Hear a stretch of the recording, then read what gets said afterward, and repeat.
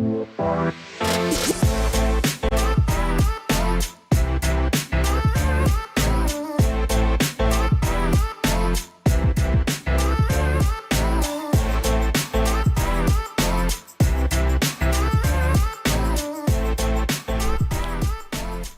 back to the PFF NFL show. Trevor, Sikkema, Dalton, Wasserman here with you guys to break down everything that we saw from a jam-packed Week 15 in the NFL. A lot of big games in the schedule where it was like, all right, we think we know what's going to happen pregame. You know, Carmen and I broke down a lot of these games in certain ways, but it felt like this weekend some teams just went off the rails in good ways and bad ways, and unfortunately it goes beyond the wins and losses that we saw this week, but Dalton, I felt like this week is pretty crazy. I feel like it gave us a little bit of everything, right? It started with an ugly slugfest in the rain on Thursday, and then we had shootouts. Then we had games with, 10 turnovers. We had games with defensive touchdowns. We had 360-pound D linemen stiff-arming people. We got everything this weekend. It felt like maybe more to me than any other weekend in football. And we're going to get to it. Every single game. We're going to talk about every single game that we saw here in Week 15, of course, minus the 2 Monday Night Football games that we still have yet to go. What we're going to do here on the show is give you the top 5 graded players from PFF from every single game and every single team. If you want to see the stats for yourself, even before the show, you can do so by getting a PFF Plus subscription, going to PFF.com, and making sure you get one of those. And it's more than just the premium stats. It's everything. The fantasy football tools, in case maybe you're in the playoffs, maybe the championship round coming up, could really use that. We got the fully unlocked mock draft simulator with all sorts of new things and improvements that we'll have throughout draft season, the free agency tools, all that good stuff. But today, we're focusing on the premium stats because we're talking about what happened in these games. Let's start with Sunday Night Football, as we always do here. Packers, Seahawks. Packers go into Seattle, pick up a big win. Now, they weren't facing Seattle's starting quarterback, Geno Smith, the entire time, and we'll get to that. But a win is a win is a win, as they say. Let's look at the top 5 graded Green Bay Packers here from this game. Number 1 on the list, rookie linebacker, Edgerrin Cooper. Do you have Coop LB1 in this past class? I did, yeah. You have Coop? All right. I am LB2. I had him behind Peyton Wilson. Peyton Wilson doing it with no knees, no ACL, so I got to give him a little bit of a bump for that. But Edgerrin Cooper, he's playing fantastic, and you see it right there.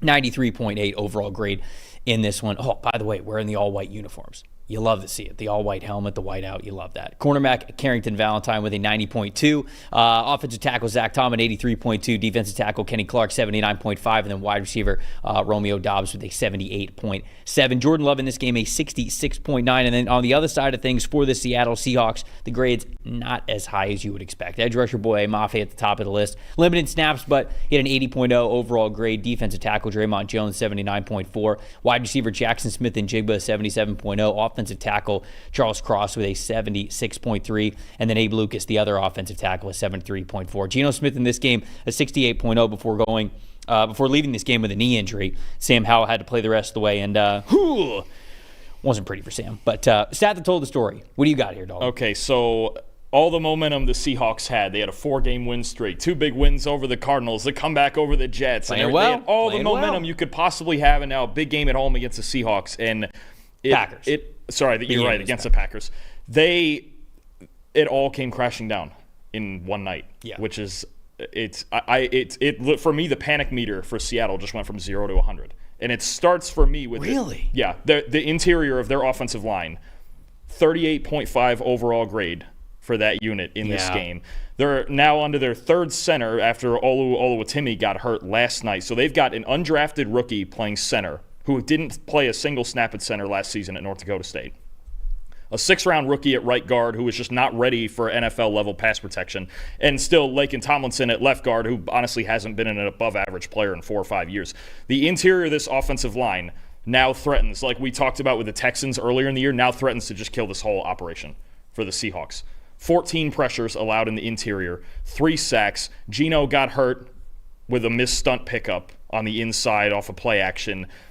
All of it came apart in this game, and I think that's where it starts. It couldn't run the ball, too much pressure on Geno Smith, got the injury going, then too much pressure on Sam Howell. He stood no chance back there. I think now we are talking about the Seahawks, and they have other issues on defense too we're going to get to, but this offensive line, Lucas and Cross, solid set of tackles, but on the inside, they can't be this bad and expect to make the playoffs. And now you've got all these issues, and you don't know if Geno Smith is playing next week.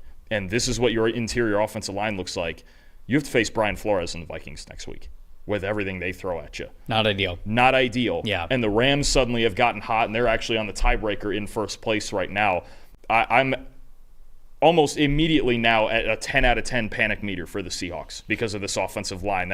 There's a couple reasons, but that's definitely the first reason, is that there's way too much interior pressure, and Seattle's not designed to survive that. And Geno honestly may not have survived that, depending on the severity of his injury last night. Yeah, I mean, the offensive line as a whole has been really disappointing for the Seattle Seahawks. You know, you're talking about how bad the interior offensive line has been lately, and then, of course, in this game, also their offensive tackles. I mean, Charles Cross, he was a little bit shaky through the first couple of weeks, at least in pass pro. It's like he was grading very well as a run blocker. Now it's sort of evened out. He's fantastic on the left side of the offensive line.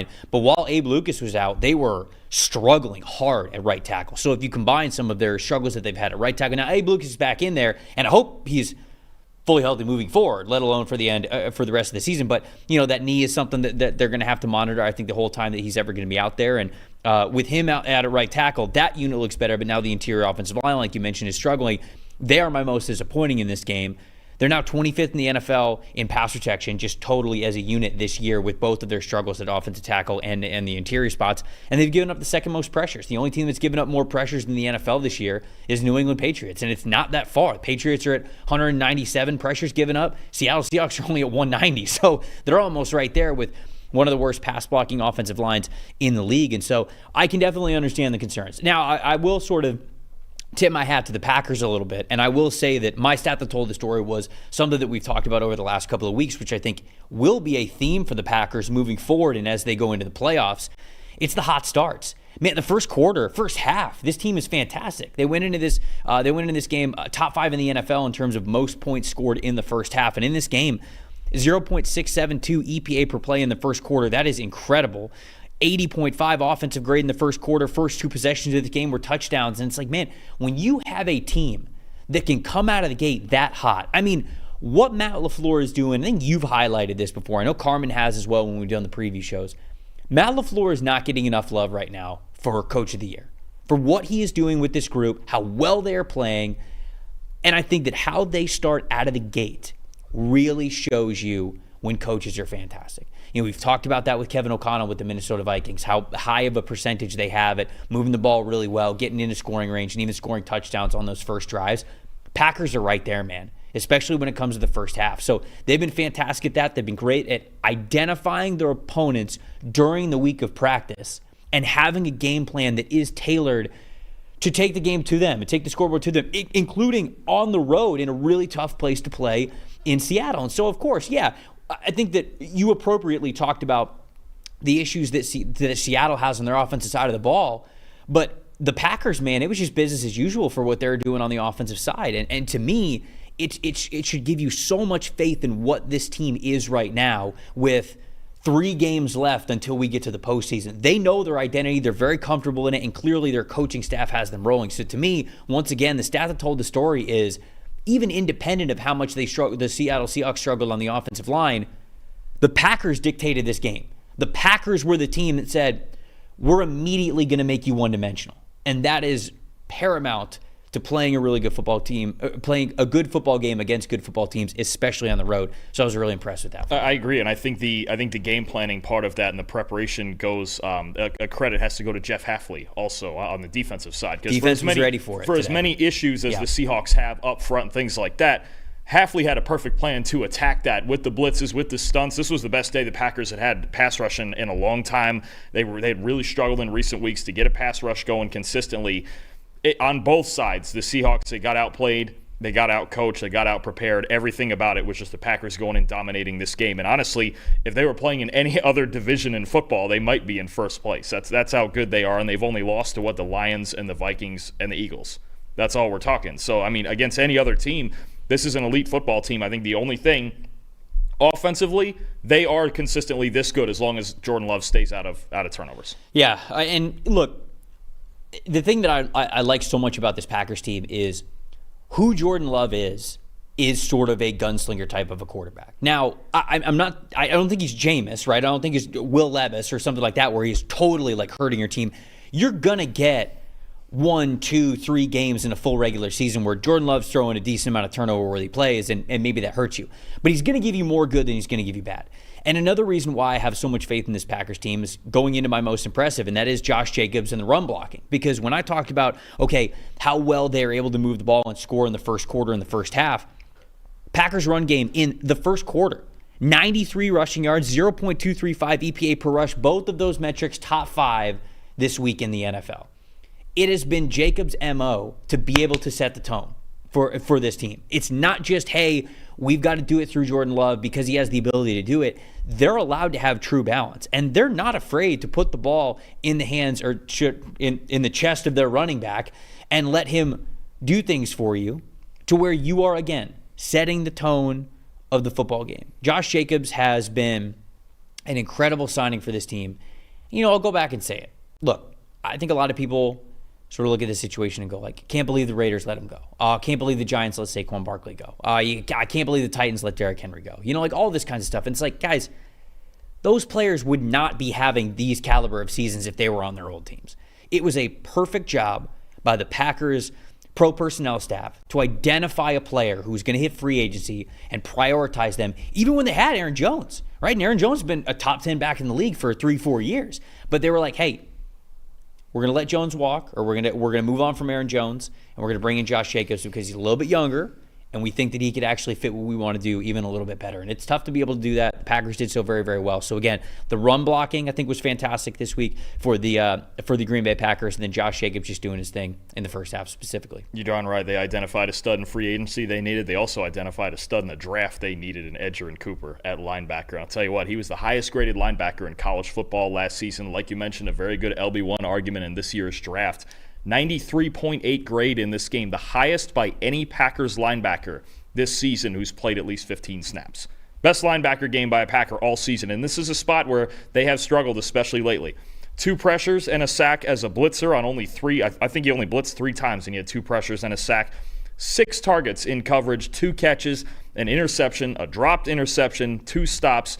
Edgerrin Cooper, if he's going to play like this adds another level to the middle of this defense, because that's the one thing I've been the most concerned about with the Packers since the beginning of the year.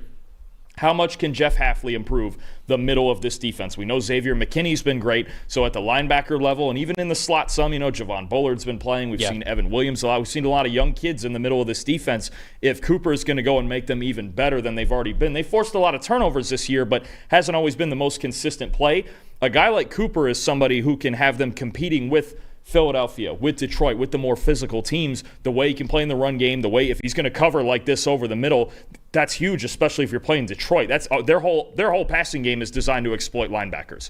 If they get Detroit a third time and Cooper's going to play like this, you might have a different ball game. But the fact that he was this productive in this game, in this spot, where the Packers, they really needed to win. I don't know if they'll stay in. They're probably not going to stay in division contention with only 3 weeks to go, but you could very well be talking about still getting a 5 seed, getting a 6 seed, getting that matchup going. And then if they improve at this spot and they improve in the middle of their defense and Jordan Love gets hot in the playoffs, I don't think we can totally discount them as NFC contenders, not just wild card contenders. No, there's no doubt. And Cooper is, again, helping this team so much because it is that speed in the middle that is so difference-making for what they're doing. It's a major part. When I was watching him, coming out of the draft, it was one of those situations where I could see the movement skills from him, but the coverage instincts, I just felt like we're not quite there yet. And I was wondering to myself, because the coverage grades were high. Like he had high PFF coverage grades, but a lot of what he was asked to do was cover the flat. So it's technically, yes, you are covering, but in reality,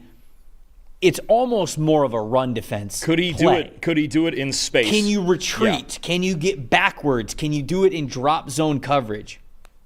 There it is. Yes. And so now we're talking about an elite athlete who's a good run defender and now getting a really good feel for coverage. And when you have that in the middle of the defense, it's never a bad thing. And a weapon, I think, last year, too, at Texas A&M, from the guys, all the linebackers out, the best, it sounds like a weird skill, but the best quarterback spy in the country. No, 100%. And again, that's something he can do also. Anything that was downhill. Against, if you're playing a Philadelphia, that's going to be a big asset. Yes. Some of these matchups with more mobile quarterbacks are going to be big time. Everything that was downhill with Edgerrin Cooper, I was like, great. Does it at a very high level, really great athlete, very clearly a starting caliber NFL athlete, an impact NFL athlete. I was just worried, can he retreat as well as he moves forward? And now he's proven that he can. Most disappointing before we move on? We have a PFF record alert, and it's not a good one. Okay. Seahawks as a team, 29.6 coverage grade in this game. That's the lowest we have ever in a Seahawks game. Wow. Yeah, it was not good on the back end. One forced incompletion that came inside the 2-minute warning at the end of the game. Finally, the last few weeks, the Seahawks got their run defense figured out, which was the part I was worried about the most all season. And now the secondary went and fell apart in this game. And they just, again, out-schemed, outplayed, kind of out everything. And their defense was put under a lot of pressure with as little as the offense was producing. But, yeah, the lowest PFF coverage grade that we've ever had in a Seahawks game. Not the way you want to be making this. Certainly not. Not the way you want to do that. Dolphins at Texans. Houston wins this game 20-12. They clinch the AFC South Championship for the second year in a row in this game, obviously by winning, but also the result of the Indianapolis Colts losing as well. Let's take a look at the top 5 graded players for the Houston Texans here in this one. Cornerback Derek Stingley Jr., the very top of the list with a 92.2. What a year he is having. Edge rusher Will Anderson Jr. with a 91.1. Defensive tackle Tim Settle a 90.2. Safety Jimmy Ward an 82.9. And then linebacker Henry To'o with an 81.3. Quarterback CJ Stroud in this one an 80.0. And on Miami's side of things, cornerback Kader Kohu with a 93.7. And the slot edge rusher Chop Robinson a 79.3. Linebacker Jordan Brooks a 78.8. Defensive tackle Zach Seiler a 78.1. Edge rusher Calais Campbell with a 78.0. Tua Tagovailoa in this game, 30.8 overall grade. What's the stat that told the story here, Dalton? This is a fun one. I've been waiting all morning. I know you have, because you were writing plays about this one on the whiteboard behind us, so I knew that you would be jazzed to talk about this, and so I'm glad it's number 2 on the list. What do you got? This is the fun one. All the credit for this goes to D'Amico Ryans and Matt Burke for the defensive game planning. You know, I always like to find one game plan that I love this week. So, the Texans are not a team that runs cover 2, but the Dolphins are a team, as Sean McDermott's proven to us before. If you run cover 2, they have a lot less answers for it, right? It kind of prevents a lot of the explosives, especially if you can stop the run and stay in too high against the Dolphins, you got a shot. Texans came into this game with the 3rd lowest rate of cover 2 in the NFL. I believe only ahead of the Jets and the Eagles, okay? Only 45 snaps in cover 2 all season before this, like 3 a game. In this game, 25 cover 2 snaps, 23 of them in the first 3 quarters, all right? The first 3 quarters, they were running more than a 40% rate of cover 2. They don't do this. D'Amico Ryans very much like Robert Saleh, the San Francisco defense. It's 3, it's 4, it's occasionally 1 if we feel like it, but generally we're sitting in 3 and 4, and we might rotate between those 2. They don't run Tampa 2.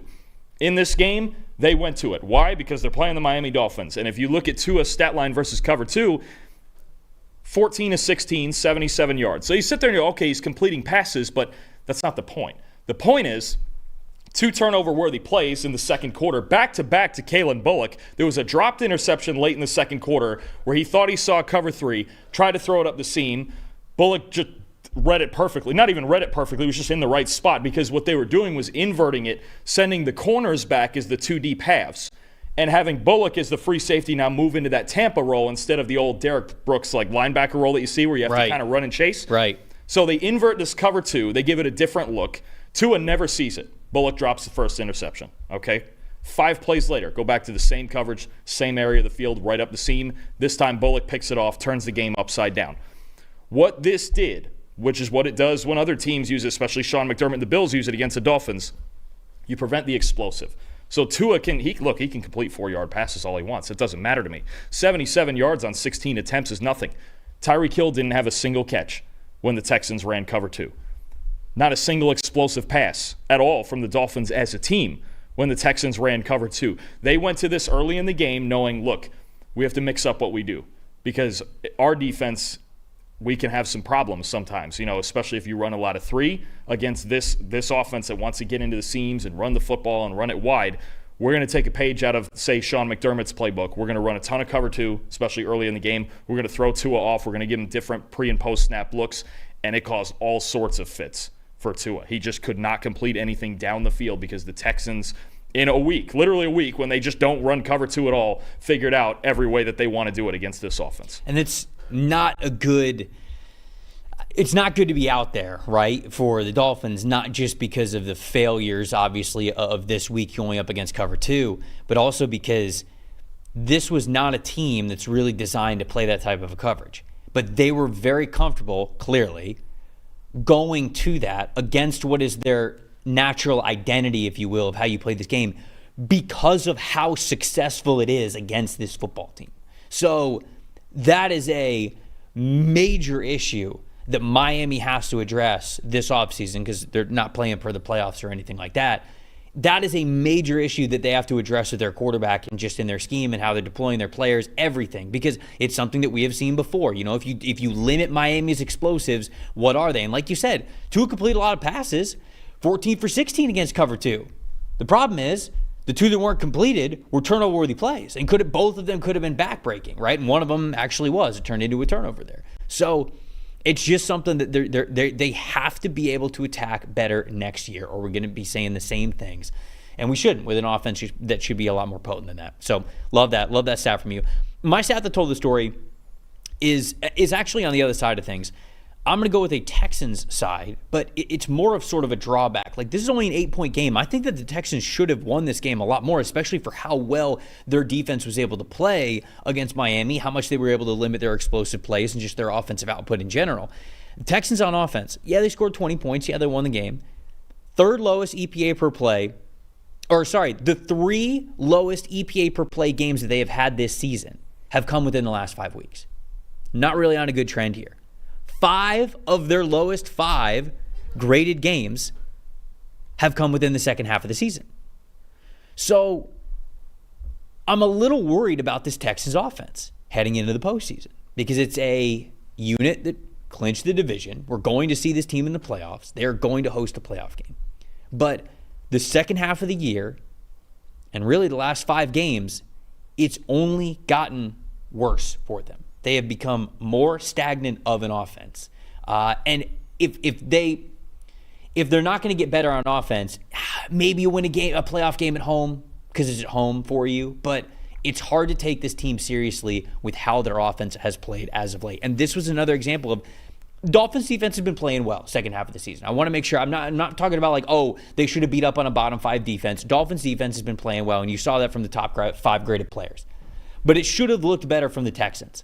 And it's really a compounding of it should have looked better over the last month, and it should have looked better over the second half of the year. We talked about before how they've struggled sometimes with those second half adjustments. Sometimes they play really well in the first half, and then it's just a screeching halt in the second half. I think they've figured that out, and they've balanced it out a little bit more. But still, just overall, it is not the potent offense that we thought that it was going to be. And we knew it would take a little bit of a step back with Stephon Diggs no longer in the lineup and out for the year. But for the Texans, long-term look here, I was looking for this game to be a little bit further of a gap on the scoreboard because I would have liked to see the offense be a lot more efficient and explosive than it was against Miami. So that to me is a stat that told the story just long term for me. One win this year against a team with a winning record, and that was the Bills win when Josh Allen went like 9 for 30. It was pretty much the last time the Bills played poorly. Right. So that's really what you're looking at. The more we watch the Texans, they are good. Obviously, they have a lot of talent. They have flaws on their team. It feels like they're the 4th or 5th best team in the AFC. I don't think it's a deep playoff run team. No, at this point in time, you got 3 games to maybe be able to flip the switch. I would be incredibly worried. Let's say, well, either or, if Baltimore or Pittsburgh, whichever is the 5 seed, but especially I think if it's Pittsburgh going into Houston, how are they going to block them? This team can't block. Oh, right. That's where we're at with the Texans. Really, for me, is that they can't block enough to consistently sustain offensive production. They can beat teams like this. With the Dolphins aren't great in the trenches, or obviously the teams in their division aren't great in the trenches. But when they have to play Baltimore with the guys they have up front, or Pittsburgh with the guys up front, or whoever else it may be in that wild card mix, I don't know how they're going to block. So I feel like it's either going to be Denver, Baltimore, or Pittsburgh that they're going to play. Yeah. Denver's got at the Chargers next week, at the Bengals, and then versus the Kansas City Chiefs. And obviously, like Baltimore and Pittsburgh, it doesn't really matter. I mean, those are tough matchups no matter what, either one of those teams. So I'm just wondering if Denver can get in that mix and potentially get the 5 seed there from one of those teams. But Houston's got to play a lot better. I just don't feel like this is a deep playoff run team unless they can really turn it on. And they got 3 more games to do it before they get to that point. Absolutely. So, most impressive, most disappointing. What do you got? All right, so my stat that told the story with the cover 2 rant, that covered 3/4 of the story. The final quarter, the Texans decided, okay, let's get back to the bread and butter. We just gave up a touchdown to Jonnu Smith. It's a 1-score game. Let's just get back in cover 1 and press man, and we're going to trust the guys we have on the outside. And, of course, The Texans can do that more than most other teams because they have Derek Stingley Jr. and nobody else does. 8 targets into his coverage, 4 catches, 17 yards, the 2 fourth quarter interceptions, both of them covering Tyreek Hill. They basically said in the fourth quarter, look, we're going to put the game in your hands. Jalen Waddle's out with an injury. Tyreek's the only guy that scares us. If you're this good, go get him. And Stingley proved in this game to be that good. Leads the NFL with 5 interceptions in man coverage this season. He's an elite corner. If you're making a list of the best cornerbacks in football, he may not be number 1, but he darn well better be on the list. He's got to be somewhere in the top 5, 3, whatever it is. If you don't have him 1, there's a couple of guys with a good argument. Obviously, Sauce, Surtain, there's some really good ones. But Derek Stingley, one of the best corners in football, and really the biggest reason that DeMeco Ryans can adjust his coverages whenever he wants because he's that talented. He's got that high of football IQ and just his ability to cover man-to-man, especially against Tyreek Hill. I mean, we're talking about maybe the hardest guy to cover one-on-one in football. Just an incredible effort, especially in the fourth quarter from Stingley. Second interception came on a slot fade against Tyreek Hill. Oh, it's just silly. Who covers Tyreek Hill well on a slot fade? Nobody Basically just Derek Stingley Jr. And that was the thing, is moving inside and out with him. Right. You make a great point. Right. It wasn't just, if he goes in the slot, then we'll switch out to thirds. No, he's yours. 10 is yours, and we're going to – the fourth quarter, DeMeco Ryans basically – he must have told Derek on the sideline, you're either going to win or lose us this game. Let it rip. Yeah. Actually, the first one was from the slot as well. I'm just re-looking at it right now. It was a comeback route. And even that, Tua didn't throw it well. Tua threw it to the inside, and he needed to throw it a lot further outside. So it sort of was like right to Derek Stingley Jr. But again, you can't play the slot fade route better than he played it on that second interception. It was unbelievable. He is also my most impressive because he has to be because of how well he covered one of the best wide receivers in the game. Most disappointing for me was just the Dolphins' offensive line in general. No offensive lineman graded above a 52.4. I mean, it was just not a good performance. Patrick Paul was actually okay in pass protection, but not as impactful as a run blocker as you need him to be. And just as a whole, I mean, this Dolphins offensive line, I've done a couple of different mock drafts with them, selecting a couple of different players. Oh, man, offensive line. It feels like it's just got to be offensive line again. The problem is I don't know that they'll be high enough to get one of the top 2 guys when we talk about Campbell and Banks eventually, but it needs a complete overhaul. I mean, it was my biggest problem with this team coming into the season, especially anytime Teron Armstead gets hurt, it just falls apart. Mm-hmm. He's that valuable to them, and I know it's just one guy, but even having that one lockdown guy off the edge, he can make the rest of the unit so much better. But between the lack of depth and the injuries and everything else, this is exactly what I was worried about with the Dolphins, and this is where we're at, is when there's days with them too. They just can't block people. Chiefs and the Browns. Chiefs win this game 21-7. Mahomes ends up leaving this game in the fourth quarter due to an ankle injury that, as far as I saw it, week to week. Is that still what they're calling it? I didn't see anything past that, so it looks like it's a week to week, which is probably a mid to high ankle sprain for Patrick Mahomes, which we have seen him get over before, but always dangerous when there's only 3 games until the playoffs start. Top 5 graded players for the Kansas City Chiefs in this one. Cornerback Trent McDuffie at the very top of the list with a 92.6 overall grade. Safety Brian Cook with a 90.2 right behind him. Defensive tackle Chris Jones an 87.3. Wide receiver DeAndre Hopkins an 80.9. And then safety Jaden Hicks. Big secondary day for the Kansas City Chiefs, a 79.6. Patrick Mahomes in this one, even before he got hurt. This is a tough day at the office. 3 turnover-worthy plays for Mahomes, and I go back and I watched all 3 of them this morning. They're absolutely all 3 turnover-worthy plays, and he just didn't pay for them. 43.8 grade in this one. On Cleveland side of things, edge rusher Myles Garrett with a 90.0, safety Juan Thornhill with an 83.3, edge rusher Isaiah McGuire with a 79.7, wide receiver Jerry Jeudy a 79.2, defensive tackle Jawan Briggs a 74.1, and then Jameis Winston a 39.9. I'll start with this one because that's really where it begins with the Browns and truly the stat that told the story. You live by the sword, you die by the sword. When it comes to Jameis Winston, well, you absolutely died by the sword because normally you could put up with it because it's like, all right, Jameis Winston will give you the turnover-worthy plays, but he also gives you the big-time throws. He didn't give you the big-time throws in this game. He only gave you the turnover-worthy plays. 41.3 passing grade overall, 3 interceptions, 3 turnover-worthy plays there from Jameis. All 3 of his turnover-worthy plays, I should say, came on first down. And the real stat that told the story here is that 2 out of the 3 came in scoring range. It was when you were on the opposite side of the 50, you were on the other side of the other team's side of the 50. I believe both of them were at least within field goal range, but you're on a drive here. You're getting ready to score some points. And That was the backbreaking part. When I covered Jameis when he was with the Buccaneers and I was a beat reporter down there for Pewter Report, that was always the backbreaking part of Winston. It wasn't necessarily the turnovers. Like, it's the turnovers when you're already in scoring range. Like, you're actively taking points off the board by throwing those turnovers there. And that's just what happened with the Browns yesterday, and they obviously couldn't overcome it. Kevin Stefanski now going into this upcoming week said, we don't know who's going to start for us. We don't know if it's Dorian Thompson-Robinson. We don't know if it's Jameis Winston. We'll see. So it was just an all bad day from Jameis Winston. Yeah, and really the whole team, honestly, 6 turnovers. You're probably not going to beat anybody with 6 turnovers, but especially not the Chiefs, right? And you're also talking about a muff punt after they forced a 3-and-out on the Chiefs' first drive of the game. You had a muff punt that led to a Chiefs touchdown. One of Jameis's interceptions was a Nick Chubb drop that he deflected into somebody's hands. Then Chubb had a fumble on the very next drive. Just too many mistakes. It's hard enough to beat the Chiefs and all of the magic and everything they have, but when you have 6 turnovers, you're just not winning a ball game. And honestly, it's a shame too, because I thought the Browns' defense actually pretty darn good game. It was just the offensive mistakes put them in such a hole that there's no way they're going to come back from 6 turnovers. Most impressive, most disappointing? What do you got? Disappointing, Jameis. I'm just going to throw one more in there because I thought the first interception was actually the most egregious to the deep post in the end zone. He predetermined the hell out of that throw. He decided the second the play was called where he was throwing that ball, and that's exactly it's what called it was. Having faith in your guy, Dalton. Elijah Moore in double coverage. Having faith in your guy. That's some blind faith. You got to believe. I'm not a blind faith guy. That's some blind faith. And the other one on 10-plus yard throws, along with the same theme, 1 for 6 with all 3 turnover-worthy plays. So that was rough. Just couldn't work anything downfield for as much as he wanted to.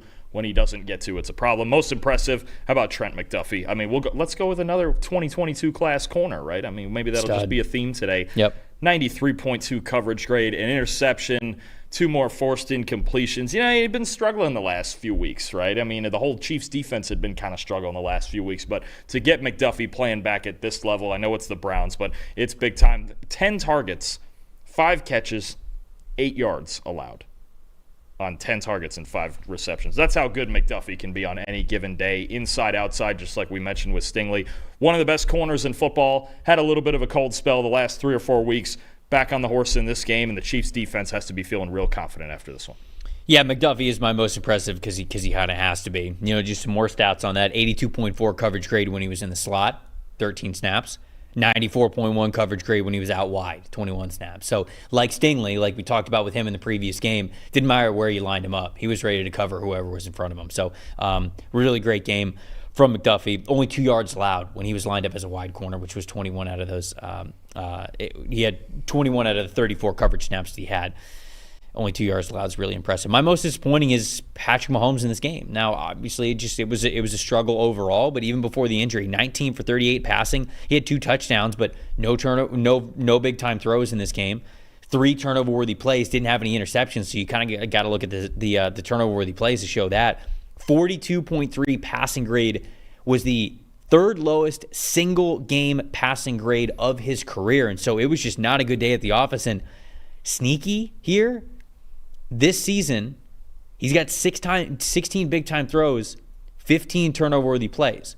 So he's a lot closer to dead even in how well he is throwing the football deep down the field versus also how he is putting the ball into harm's way. And so, look, the Chiefs are winning games. I know Chiefs fans will be mad at me for this because they're like, hey, we have the best record in football. What gives? It ain't pretty. They are... I don't even know if flirting's the right word. Aggressively courting with disaster. I don't know how to say this. I don't know how many more ways the ball could break for the Kansas City Chiefs than it has so far this season for them to have the record that they do. It's hard to think that this brand of football for them, not that they're not capable of playing better, I want to be very clear, but the way they have played football this year, it is hard to imagine they will win, let's say they get the 1 seed. 3 games in a row to get to and win the Super Bowl again in 3P. It's got to be, if they get into the playoffs, from what we have seen so far from Kansas City, it basically has to be the best version of that team that we have seen yet in 2024. Maybe we can see it. Perhaps we will see it. We have seen it before, but man, are they They are straight on the line of what could be in a good way and a bad way. It's ugly. I think the formula is actually what we've seen is that they're just going to try to play elite defense, especially in the secondary, and they're going to have Patrick Mahomes save them in moments. He's been better in big moments this year than he has been consistently throughout games. There have been stretches of games this season where the Chiefs offense does nothing. You're talking they really do plod along, and just the goal is to get 10 yards at a time, and that's continuing. And they're going to try to make a three-peat run doing that against explosive teams like the Bills and the Ravens. And if they pull it off, more power to them. This will be their most impressive Super Bowl if they win one. I would agree with that, because it would be almost inexplainable. Right. Okay, they're just the Chiefs, and it's just this magical thing that they do to win games. Commanders Saints. A lot closer than I thought it was going to be in the end from how the game started, especially in the first half when Jake Haener wasn't really able to move the ball very well.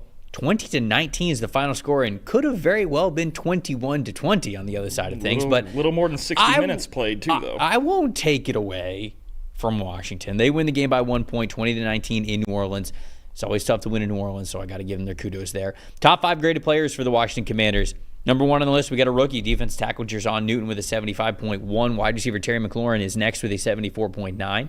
Tight end Zach Ertz with a 74.9 as well. Offensive guard Nick Allegretti with a 73.5, and then cornerback Mike Sainristil, a 71.4. Jaden Daniels in this game, 74.6 overall grade. On the Saints side of things, defensive end Carl Granderson with an 87.0, center Eric McCoy with a 78.9, tight end Foster Moreau with a 77.1, offensive tackle Talize Fuaga with his 72.6, and then Demario Davis with an equal 72.6 to round things out there in the top 5. Quarterback Spencer Rattler. I went with Spencer Rattler when I was writing the grades instead of Jake Haener because they play in equal amount first half and second half, but Rattler's grades much better and more impactful for, I think, what told the story here. He had a 69.0 grade in the second half and in this game. What was your stat that told the story, Dalton? I'm looking at Washington's defense, and it felt like at halftime or coming out of halftime, and Rattler coming in, the Saints bench their starter, Jake Haener, who I'm not really sure why he was starting in the first place anyway. But I don't really know either. And I like Jake Haener, but Spencer, you started him earlier this year. Did you really see all you needed to see from him? Yeah, it was just sort of. I was pretty confused at why. Credit to Darren Rizzi for making the switch at halftime. Going, okay, well, clearly we have no shot the way this has been operating. Right in the first half. So this game is a Jekyll and Hyde thing of each half, right? And I'll go with Commanders defense. First half, 70.5 defensive grade. They allowed less than 2 yards per play in the first half. The Saints were just getting nothing going. And then we saw the Commanders' defense that makes us worry about them losing games, as we've seen lately. 52.4 grade. They allowed 7.2 yards per play. And this is, for the season now, this is the third lowest graded defense in football. They are scratching and really? Clawing. Yeah. It's not, especially over the last 6-7 weeks. They just need more. We know in the offseason, to me, they need one more receiver. Probably do need a little more help on the offensive line. They're banged up right now a little bit, but they kind of skidded by in this game.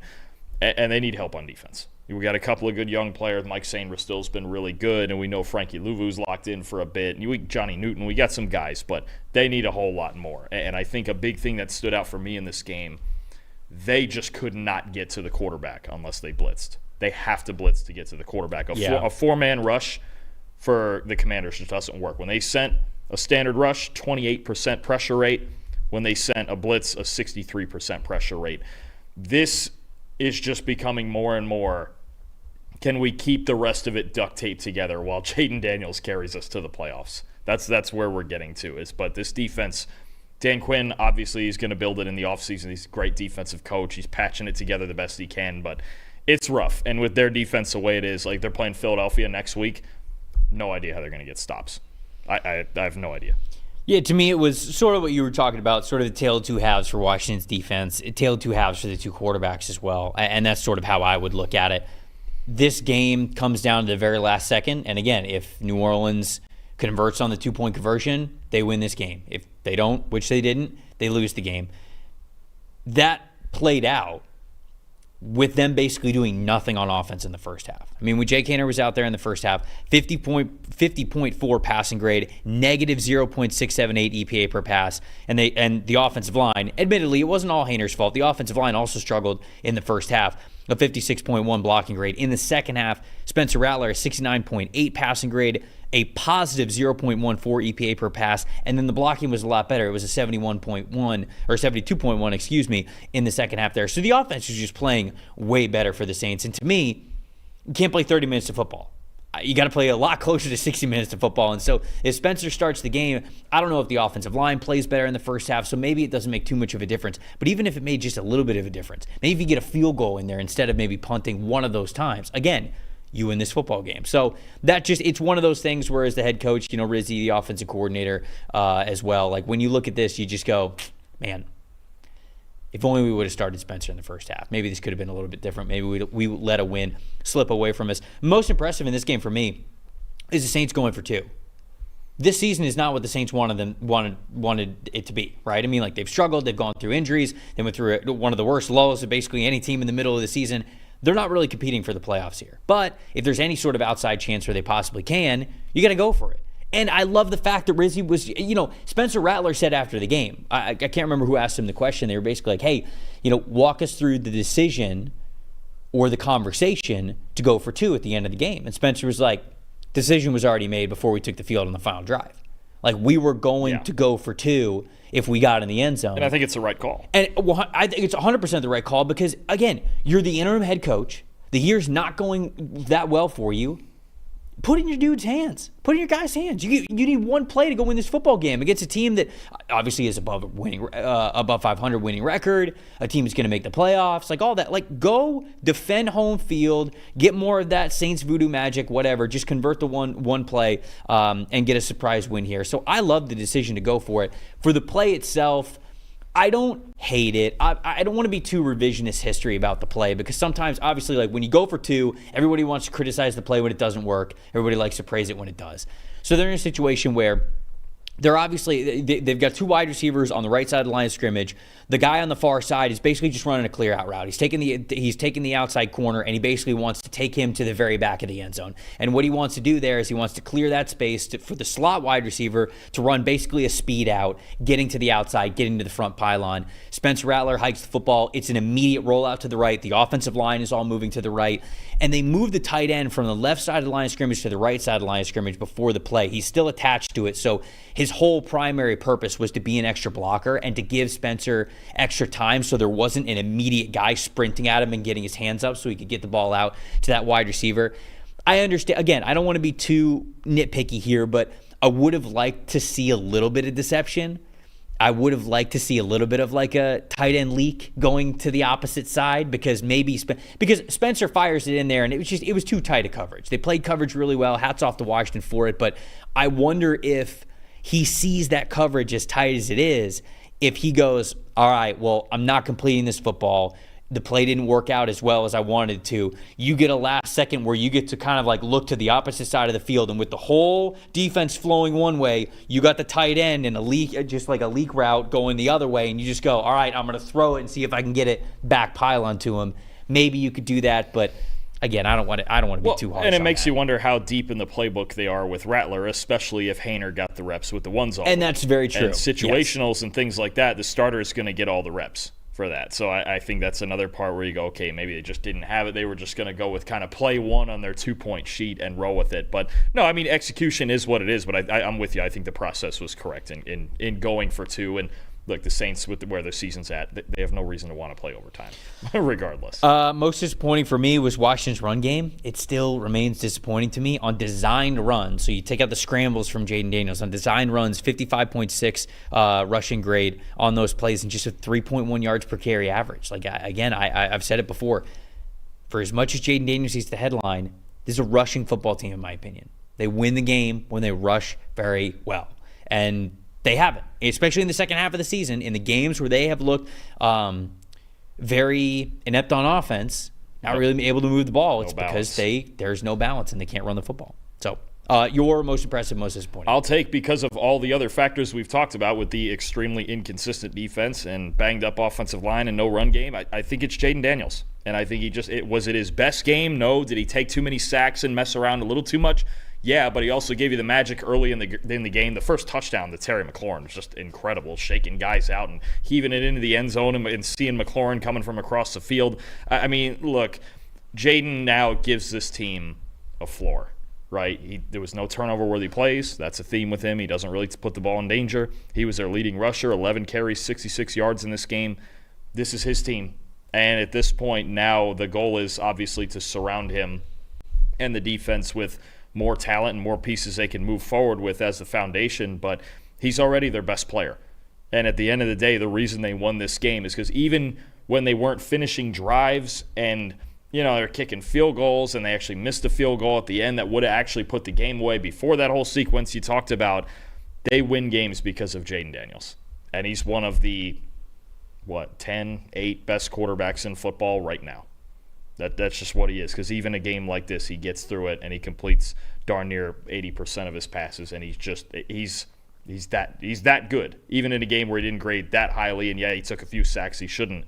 This is what gives them the floor. So even if they go to the playoffs and they lose because the rest of their team is not great enough to make a playoff or to win a playoff game, I should say, it's a wildly successful season because darn well you have a top 10 quarterback.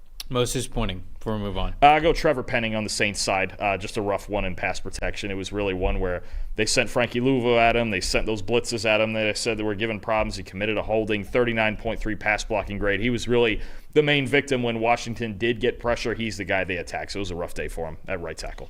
Ravens Giants, this one in New York. Man, it feels like as much as I like Brian Daboll as a coach, it feels like we're running out of patience for him. I just don't know how much more abuse in the loss column and on the scoreboard this Giants team can take and keep him around. But final score in this one, 35-14. I mean, to be fair to him, when Lamar's playing the way that he played this week, anybody could. I don't know what Brian Daboll could have done about this one. This was what we expected going into it. It's just tough to stack them up. You know what I'm saying? Like, it's just you got nothing to look forward to. Tim Boyle playing the second half. I'm with you. Yeah. No, I'm not trying to say that he's had every reason to be successful. He absolutely has not.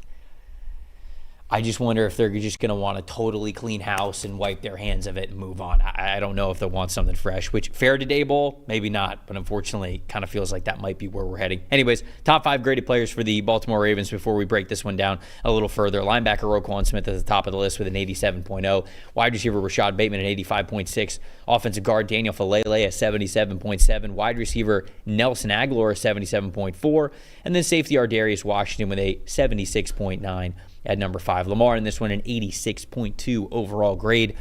On the Giants side of things, had one player grading in the 80s. It was cornerback Adoree Jackson with an 87.3. Wide receiver Malik Neighbors was next with a 71.8. Offensive tackle Jermaine Illuminor with a 70.2.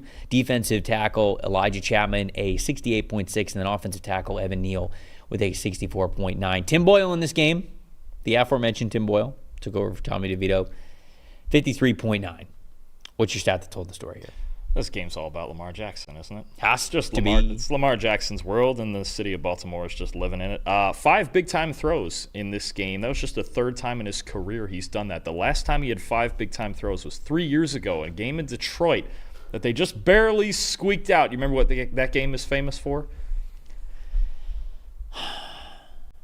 No, what is it? Justin Tucker winning the game with a 66-yard field goal. Oh, wow. Field. Good call. Good pull. That's the last time Lamar had 5 big-time throws. It's just not something that happens very often, but those throws were also incredibly meaningful. 4 of those 5 were touchdown throws. I mean, dropping dimes. The Tez Walker The first one was sick. The first one was not to the corner, right? Yeah, the corner. No. That was I think the first one was it was the Mark Andrews one. Up the seam. Yeah, that was the first one. You're right. My gosh. Yeah. When you watch that from the sideline angle, 19 is Simmons, right? Yeah. I think. Isaiah Simmons.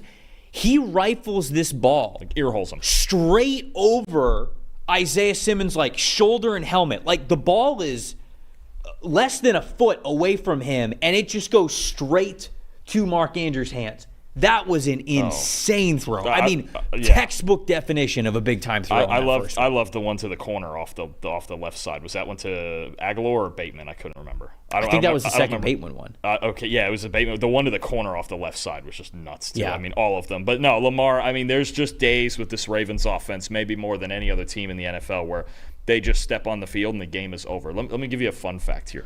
The lowest graded game by a defense this year was back in week 2 when the Cowboys played the Saints. Remember the Saints put up like 49 points or something on the Cowboys?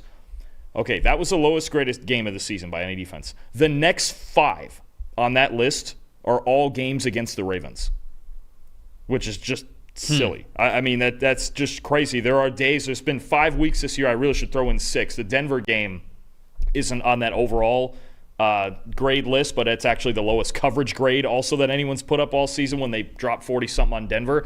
There are weeks where this offense and Lamar just walks out there and goes, "Yep, yeah, we're just going to have some fun today." And that's what that's what this game, I mean, Ravens-Giants, it's a 17-point spread. This was bound to happen, but I mean, it's just there are weeks, there's not many offenses I've seen that there are weeks where just teams just don't stand a chance at all. What's the updated MVP odds? Because I assume Josh Allen's like minus 900. Yeah, I assume that Josh Allen is just a runaway at this point. I think Lamar is 30. He might still be behind Barkley. Okay. I mean, look, no disrespect to Saquon Barkley. Okay, all right. So we were just heard that Josh Allen's minus 900 and then Lamar Jackson is plus 550. Lamar in this game just wanted to remind everybody that while Josh Allen is certainly deserving of MVP, Lamar is as well. They are both right there in that conversation. And like you said, when Lamar plays like this, who stops this team? Right? There's probably 10 teams in the league that this would just happen to, where Lamar could just walk on the field and this would happen. And they could do nothing about it. Nothing. 10 or 12 teams where he would just walk out there and do this. Lamar genuinely is having a more impressive season than he did last year. That's crazy. And he might not win MVP this year. And he won MVP last year. Just kind of funny. Lamar is my most impressive in this game. You mentioned it, 90.1 passing grade, the 5 big-time throws. I was going to highlight the first one to Mark Andrews just because it's fantastic. And what you mentioned, the big-time throws coming as touchdowns, I feel like just mean a little bit more, right? And for what Lamar was able to do yesterday, it was just incredibly impressive. But honestly, on the other side of that coin, the stat that told the story is the Giants in coverage. 41 of their 59 snaps were in zone coverage, all right? Some sort of shell of zone coverage. Which I'm a fan of for them because I thought they had run too much man for a lot of Okay, well, here's the problem. I didn't disagree with what you said because they were struggling in man. They also can't play zone. You watch a couple of those plays yesterday from the Giants, these dudes are wide-ass open. Their 87.5 open target rate yesterday was the highest open target rate in the NFL from Week 15. I mean, it has to be one of the highest that we have had in any week this season, although it didn't expand the parameters. I could look that up in a second. 28.8 coverage grade when they were in zone. These guys have miscommunication all over the place. The Baltimore Ravens ran so many flood concepts or overload concepts to force the Giants to communicate and have great chemistry on the back end, and they absolutely did not. That is not where they are as a team or as a defense. And so you mentioned they can't play man, they can't play zone. I wouldn't bet on this team for a single other game this season. No. Like independent of their quarterback situation. They can't play man, they can't play zone. Those are the two kinds of defenses that you have. And they can't play either of them. And I think this game really highlighted that. Pretty much the only reason to watch the Giants right now is Malik Neighbors. That's about it. And that's where we're at, and that's why they're going to be picking either one or two. Which is, again, okay, so now I'm just going to go into I'll hear your most impressive, most disappointing, but my most disappointing is Tyrone Tracy. Like, I was hoping that, as the season goes on, all right, they're not going to get that many wins. At least Tyrone Tracy and Malik Neighbors are going to go off. Malik can't really go off with his quarterback situation. And Tracy, even on the weeks of the offensive line, is playing okay. He's not playing well.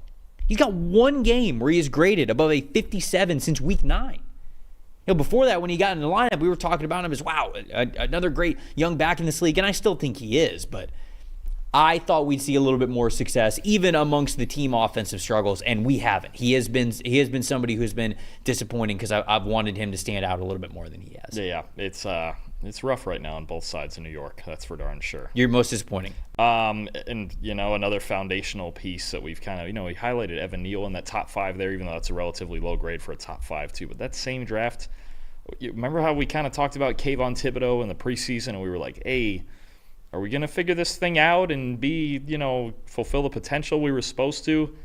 I'm starting to be a little worried about it 3 years into it now. 34.6 overall in this game. 2 pressures, but he wasn't blocked on either of them. Here's a split that kind of worries me. In the 2 games against the Cowboys, he has a 90 pass rush grade. Against everybody else, it's a 55.8. You can't only show up against the Dallas Cowboys. It's just not – it's another one. Just like with Evan Neal in that same draft, how that was kind of a whiff. You'd really hope it's not the case. Brian Burns has been really solid for him this year. We know Dexter Lawrence, when he's healthy, is great. But I don't know that Thibodeau is going to be that foundational piece off the edge. You wanted this to be the big leap year from Tibbs. Especially with getting Burns on the other side and taking away attention, and Lawrence always needs triple teams inside, and it's just not clicking. Nope. On either side, pass or run. It's rough. Nope. And not to say that he can't play better, but I feel like we're sort of running out of time for him to be like the superstar they drafted him to be. Three full years is a pretty solid sample. That's what I'm saying. And so it's not like the nail's in the coffin for his career. Like, he can still be a better football player, but if he was going to be a special football player, it's hard to not think you wouldn't have seen it yet from Tibbs. So I agree with you. That part has definitely been disappointing as somebody who liked him a lot when he was coming out of the draft. Cowboys-Panthers, speaking of the Dallas Cowboys, they traveled to Carolina to face the Panthers here. A red-hot Panthers team. Okay, maybe not red-hot. A much better Panthers team than what we had seen in the first half of the season. Dallas wins the game, though. 30-14 as the final score. Dallas' top 5 graded players in this game. Edge rusher Osa Odighizuwa, or defensive lineman Osa Odighizuwa, I should say, 91.2. Overall grade, wide receiver Jalen Brooks, an 89.2. Edge rusher Carl Lawson, an 83.7. Running back Rico Dowdle with an 80.2. And then linebacker Eric Kendricks with a 79.3. Cooper Rush in this game, a 56.2. On the other side of things, edge rusher Jadeveon Clowney with a 90.3 overall grade. Defensive tackle Jonathan Harris, a 77.5. Cornerback J.C. Horn, a 74.6. Edge rusher DJ Wanham, a 64.9. Cornerback Mike Jackson, a 61.0. And then quarterback Bryce Young in this game. Tough game for him after a couple of nice games in a row.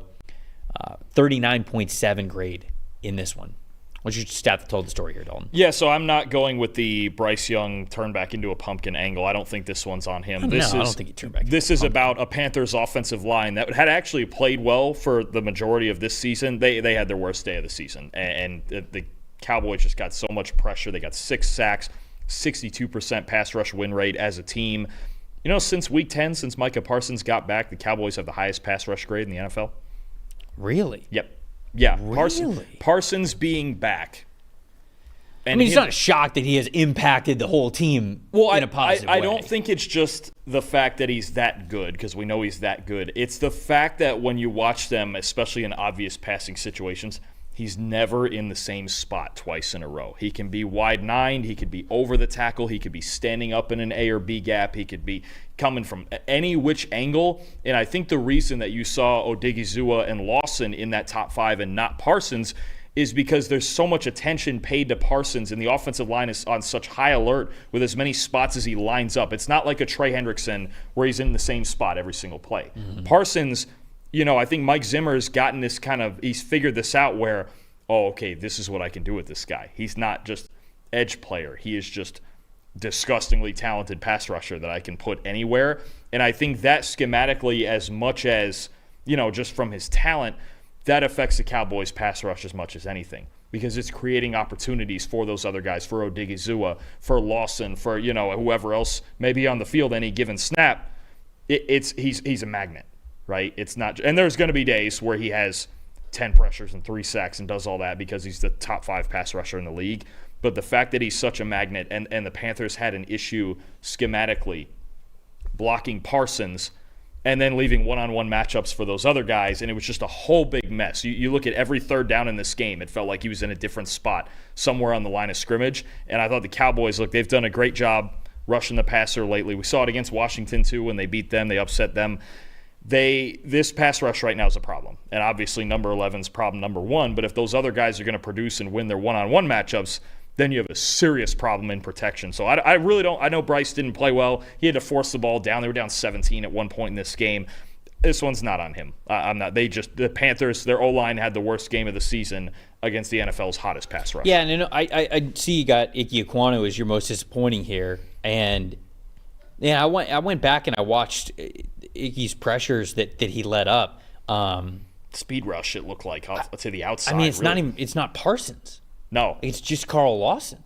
And Ike like looks off balance to me. Like it's just when he was getting out of his stance, he just seemed very off balance. It felt like his base was a little narrow. It felt like he was a little light in the lower half. I mean, when he was getting pushed back, there wasn't that ability to just take the contact, kind of arch your back a little bit, sink your hips, anchor a little bit, take it on. I mean, when he was getting knocked back, and then he was like stumbling and having to take a bunch of steps, and he seemed very top heavy. And I have not sat down to really watch Ike throughout the full course of this season, but just watching his pressures, because again, I saw how much the Panthers offensive line struggled and their grades were lower in this game. So I went back and I watched him specifically because I said to myself, I was like, Parsons rushes from everywhere, but I think they would have had him on the other side, and they did mostly. And it was Carl Lawson who was doing a lot of damage against him. So it wasn't even the excuse of, he was going up against Parsons, so he was going up against, one of the best pass rushers in the NFL. I just think Ike was straight up struggling. And his grades are fine overall this season, but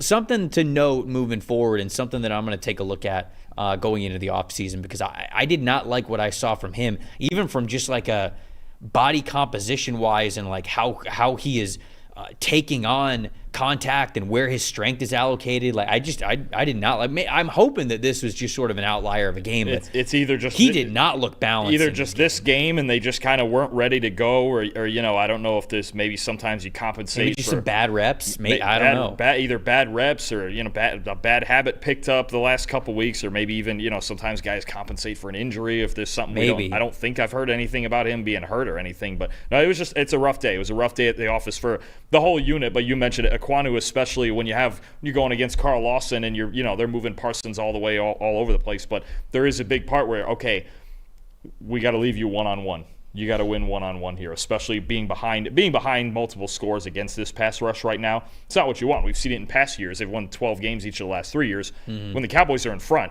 they're incredibly dangerous. And this is why, because of Parsons, and because they can create these matchups for these other guys. And that's really where the Panthers, they just couldn't fight through it enough with Bryce Young. And we already know especially with Bryce Young, pass protection is going to be at a premium. And I'll give the Panthers their credit. Again, this is the hottest pass rush in football right now, and their offensive line has played really well for most of this season. So I think we'll just see how they respond next week. Well, shoot, you talked about how, when the Cowboys get up on you, that's exactly where they want to be, because not only can they tee off on you in terms of pass rush, when you go to the other side of things, my most impressive in this game is Rico Dowdle. Rico, I think, had the most efficient game that he has had, which is now in his 3-game streak of 100 yards or more. So he's got 3 straight 100-yard games.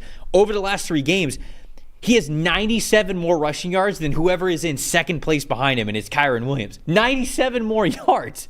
That's great. The output that Rico Dowdle has been incredible. He had 149 rushing yards in this game on 25 carries, 82.8 rushing grade. Again, like I said, that's the highest rushing grade and the most efficient rushing performance that he has had during this little streak of, you can call it these 4 or 5 games that he's sort of played well and become their RB1. So not only do they love being up on the scoreboard because they get to tee off on you in pass rush, they get to keep handing this guy the football, and clearly that's their most constant weapon in the offense with Dak out and Cooper Rush as their quarterback. So I think he's been a most impressive, and he has been great. But stat that told the story on the other side of things, offense in general was terrible for the Panthers. Like, they just were not ready for this game, which sucks because the Cowboys are not world beaters, and you made them look like world beaters. There was not a single offensive player on the Carolina Panthers that graded above 60.5.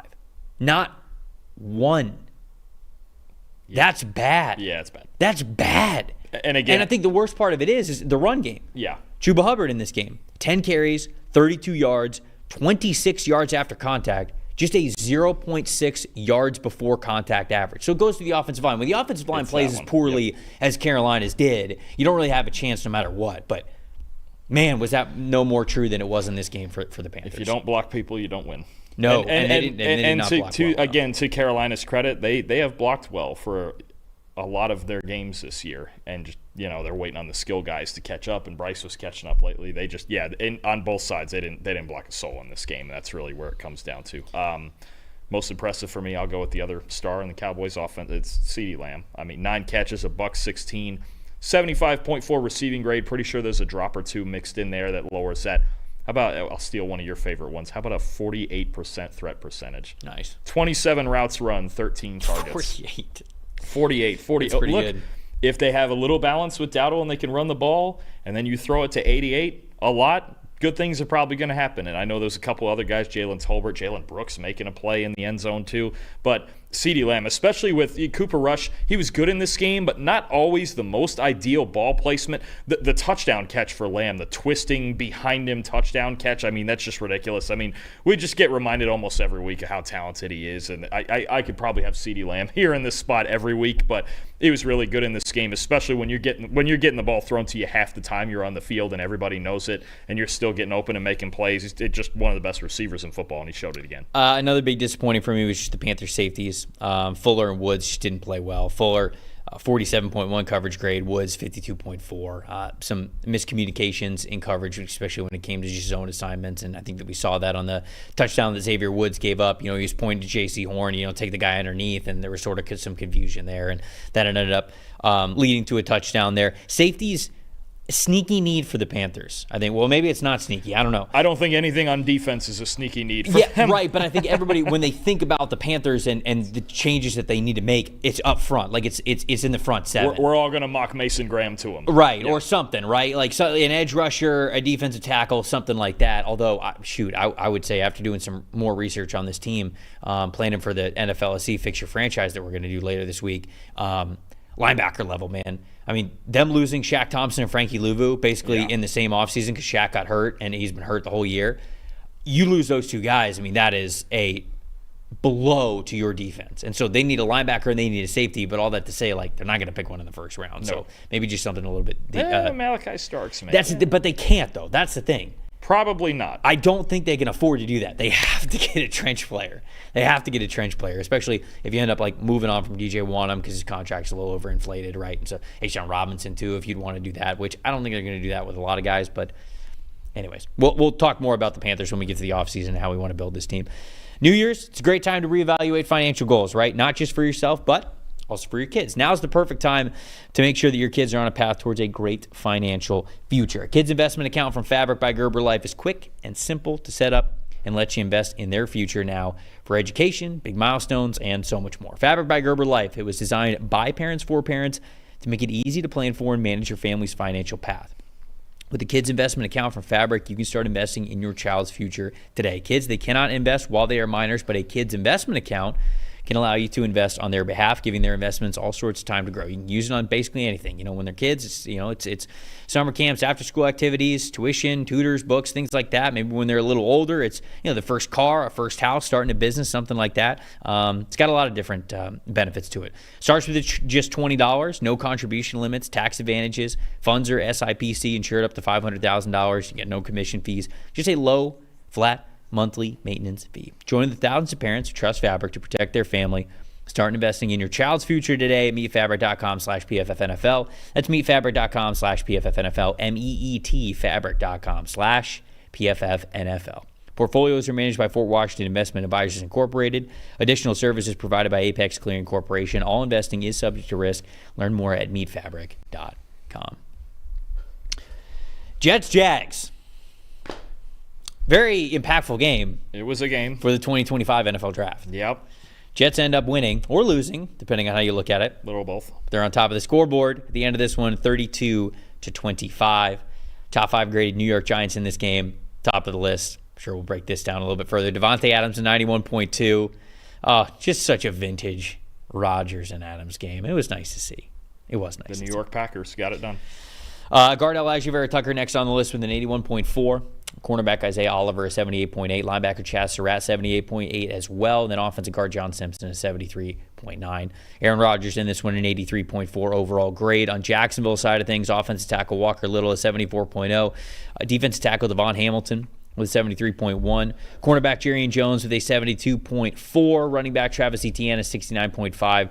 And wide receiver Brian Thomas Jr., a 68.5. Mac Jones in this one, 58.3 for Jacksonville. Stat that told the story, Dalton. What do we got? All right, we got vintage Rodgers. I'll go there first. It was fun to see. It was fun to see. It was fun to see, and I think he consciously made it fun to see because in recent weeks, the Jets' passing game had just been slants and checkdowns and all yards after the catch. Like it's almost like there's times this year where he looks like he's been afraid to throw it down the field.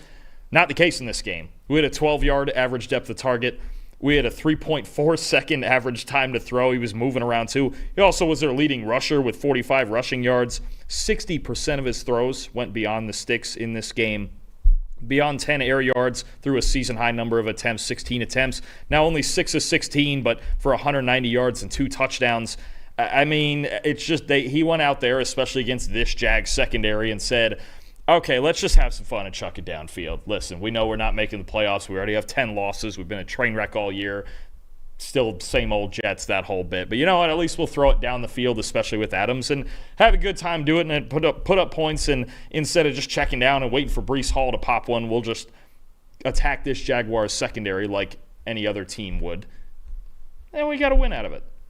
If you want to call it a win, it is what it is. The draft order is what it is. I think at this point, if you're looking for a new quarterback, you need to be one of those top 2 teams, so that might not matter anyway. But Aaron Rodgers decided to chuck it, decided to let it rip on this one yesterday. Yeah, that was my most impressive. That one was a lot of fun to watch. It really was. I know some Jets fans are probably mad because they're hoping for a better draft pick, but this was the manifestation of, I don't know if they're going to have a new quarterback next year.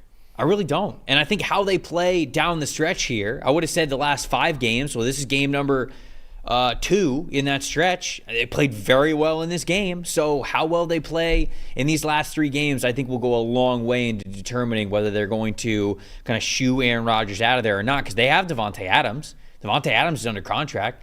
Like, a lot of these guys are under contract, so if it was just a matter of, hey, we didn't have the right coaching staff, we didn't have the right coaches, the defense wasn't keeping up its end of the bargain. Obviously, I'm not trying to say that we're taking all the blame off of the offense for the Jets, but mainly, hey, if we get the right coaching staff in here, do we still think that we have the guys?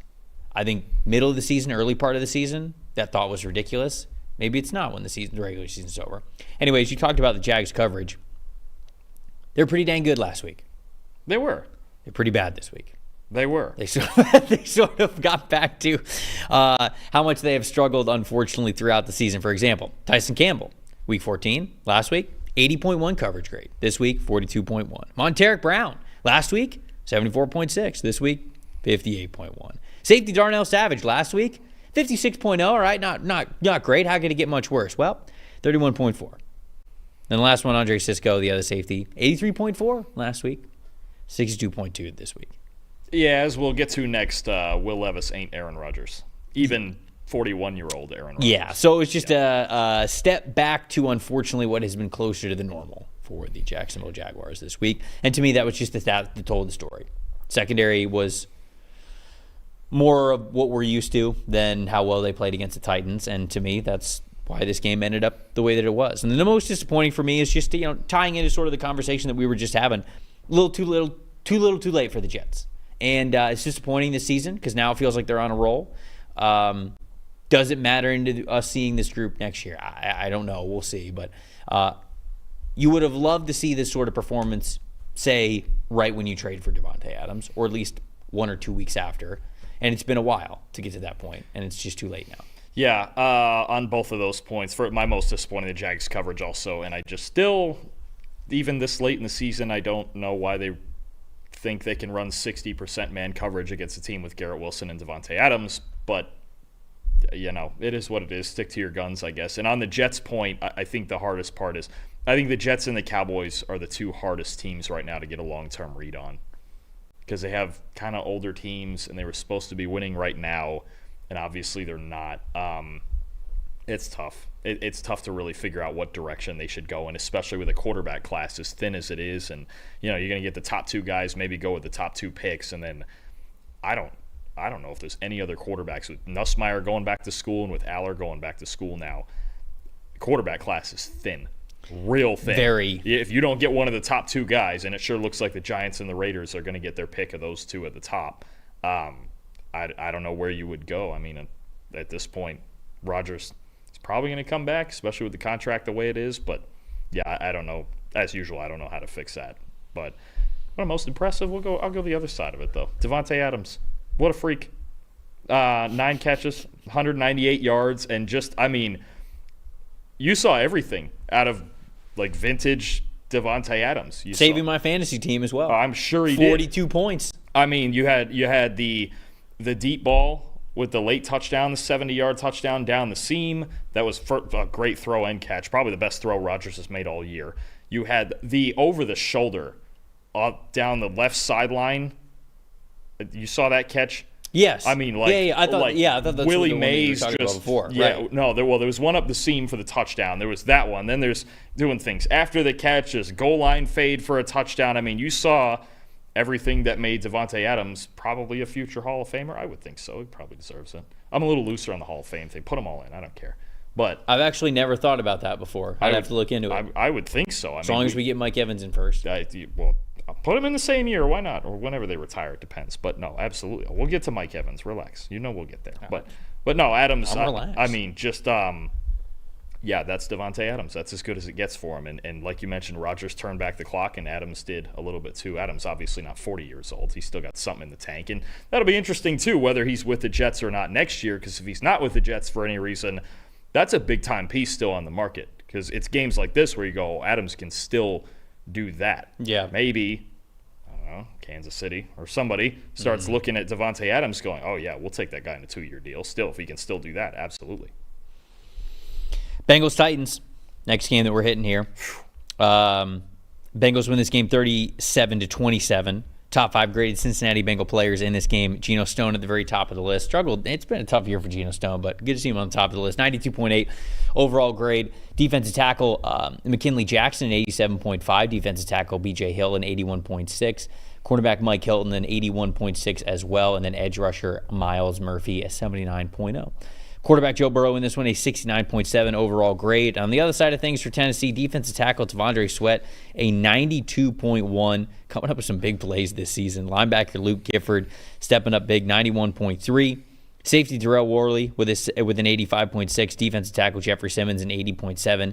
And the tight end Chika Okonkwo with a 77.2. Will Levis in this game, 33.0 PFF grade before getting benched. Just have to tell the story. Okay, so in a game that was incredibly ugly, that featured 10 turnovers. Holy smokes. What was the number you told me? 25 penalties between them? Somewhere in there? The Bengals had 14 penalties, and the Titans had 12. Silly. 10 turnovers and 26 penalties. But Bengals-Titans in the year 2024, that's probably about right, honestly. Either way. Titans had almost every type of penalty that you could have. It was very, the Bengals was funny. I mean, I'll just say, this is my most disappointing, which it was a terrible disciplined game. The Bengals had 14 penalties. 6 of them were false starts. 2 of them were delay of games. So 8 of the 14 were pre-snap, you needed, figure your shit out type of penalties that they need to get. For the Titans, it was 2, 2, 1, 1, 1, 1, 1, 2, 1. It was just they were failing across the board. It wasn't one unit that was really poorly disciplined.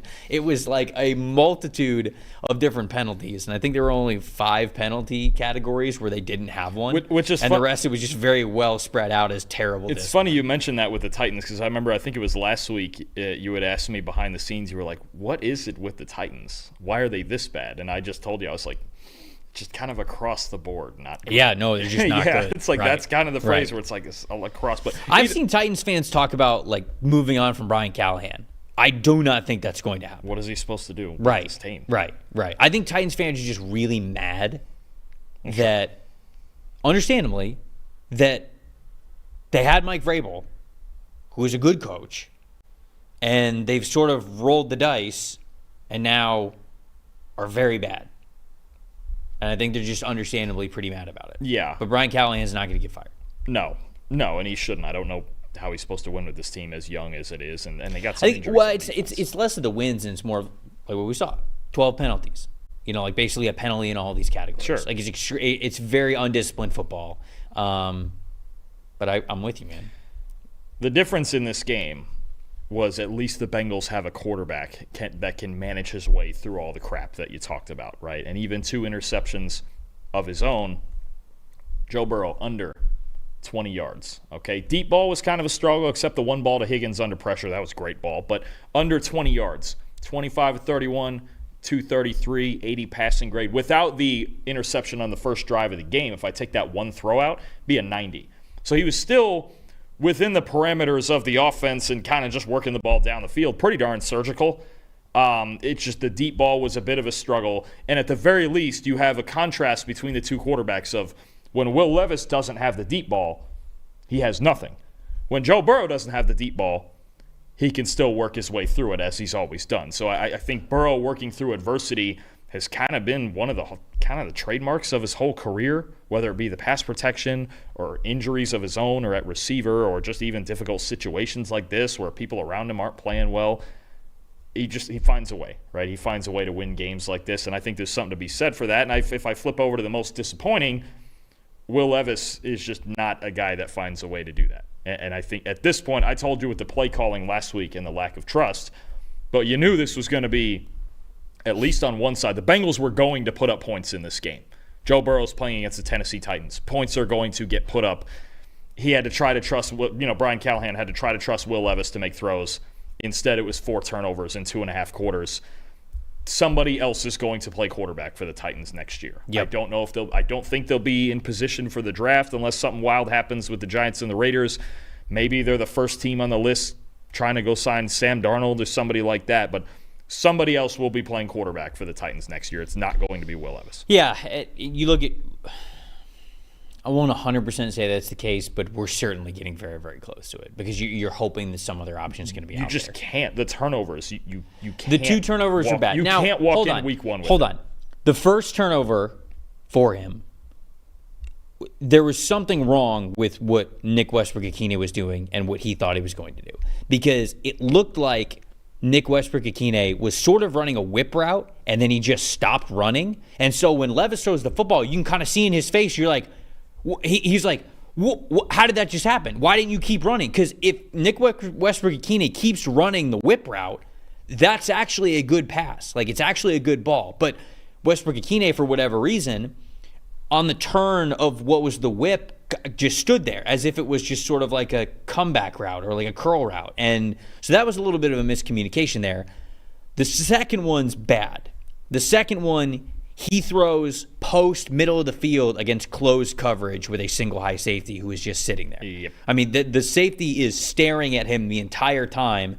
You're running what's sort of like a Yankee concept where it's just a deep crosser, a deep post over the middle, and then just a vertical route. But against cover 3, unless one of the wide receivers unless the wide receiver who was running the vertical route ran it incorrectly and was supposed to take the safety, was supposed to actually make it more of a true Yankee concept of a post and then a deep crosser coming underneath, that route was never going to be open. That was never going to be the throw that you needed it to be. So it's hard to know exactly what was going on there, but from how it plays out on tape, it is Will Levis throwing a post route against closed coverage in the middle of the field, never being open. It's predetermining throws like we saw with Jameis before, where it's just like, yeah, I can get it there. I have a top 5 arm strength in football. I can just get it wherever I want. And it's just too many times. You just can't have it. You just can't have throws where you go, yeah, I can get it there. Watch me. Because it very often ends up like that, especially for Levis. You can't predetermine throws like that. So horrendous football was actually the stat that told the story. That's literally just what I have. It's just horrendous football. 10 turnovers in total, a billion penalties. So it was a really bad football game, but the Bengals won. So kudos to them. Most impressive for me, T. Higgins. Mainly just because I was super impressed with the contested catches. 2 out of 3 contested catches in this one. I mean, he got blasted on the one that he caught the touchdown.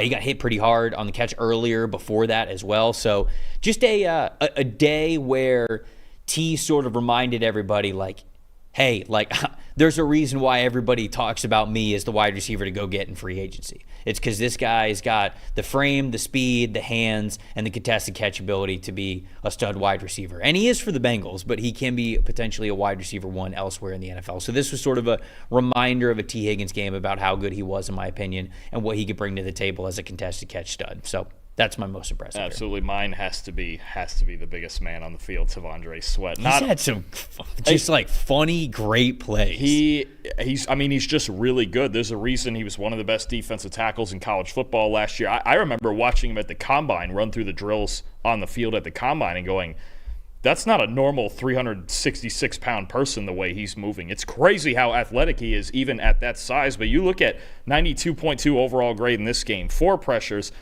The strip, the whole sequence, first of all, that's one of the best plays I think we've seen all season, right? Burrow's already being sacked. He's just barely not down by contact yet. Walks up, strips the football, just takes it out of Joe Burrow's hands, sheds one tackler. Stiff arm of the year. I don't care. I mean, it's pretty violent. I don't care. Derrick Henry, Saquon Barkley. I don't care. Anyway, stiff arm of the year is T'Vondre Sweat. Sorry, Alex Kappa. And then he just keeps rumbling down the sideline for another 30 yards. That's one of the best plays we've seen all season. And Sweat, I mean, he's just really good. He is a serious problem. Like, we're going to walk into next year with him and Jeffrey Simmons going, okay, still, when you play the Titans, good luck getting between the tackles and good luck protecting on the interior, because Simmons, we know, is a freak. He's been a freak for a long time. And you got this guy at 360, 370, who apparently could play running back. Actually, I should point out that last year in the Big 12 title game, he caught a touchdown. So he can do things like this. I mean, he's a freak of an athlete at that size. He's a really good football player, and I'll tell you what, they made a hell of a second-round pick taking him. Yep.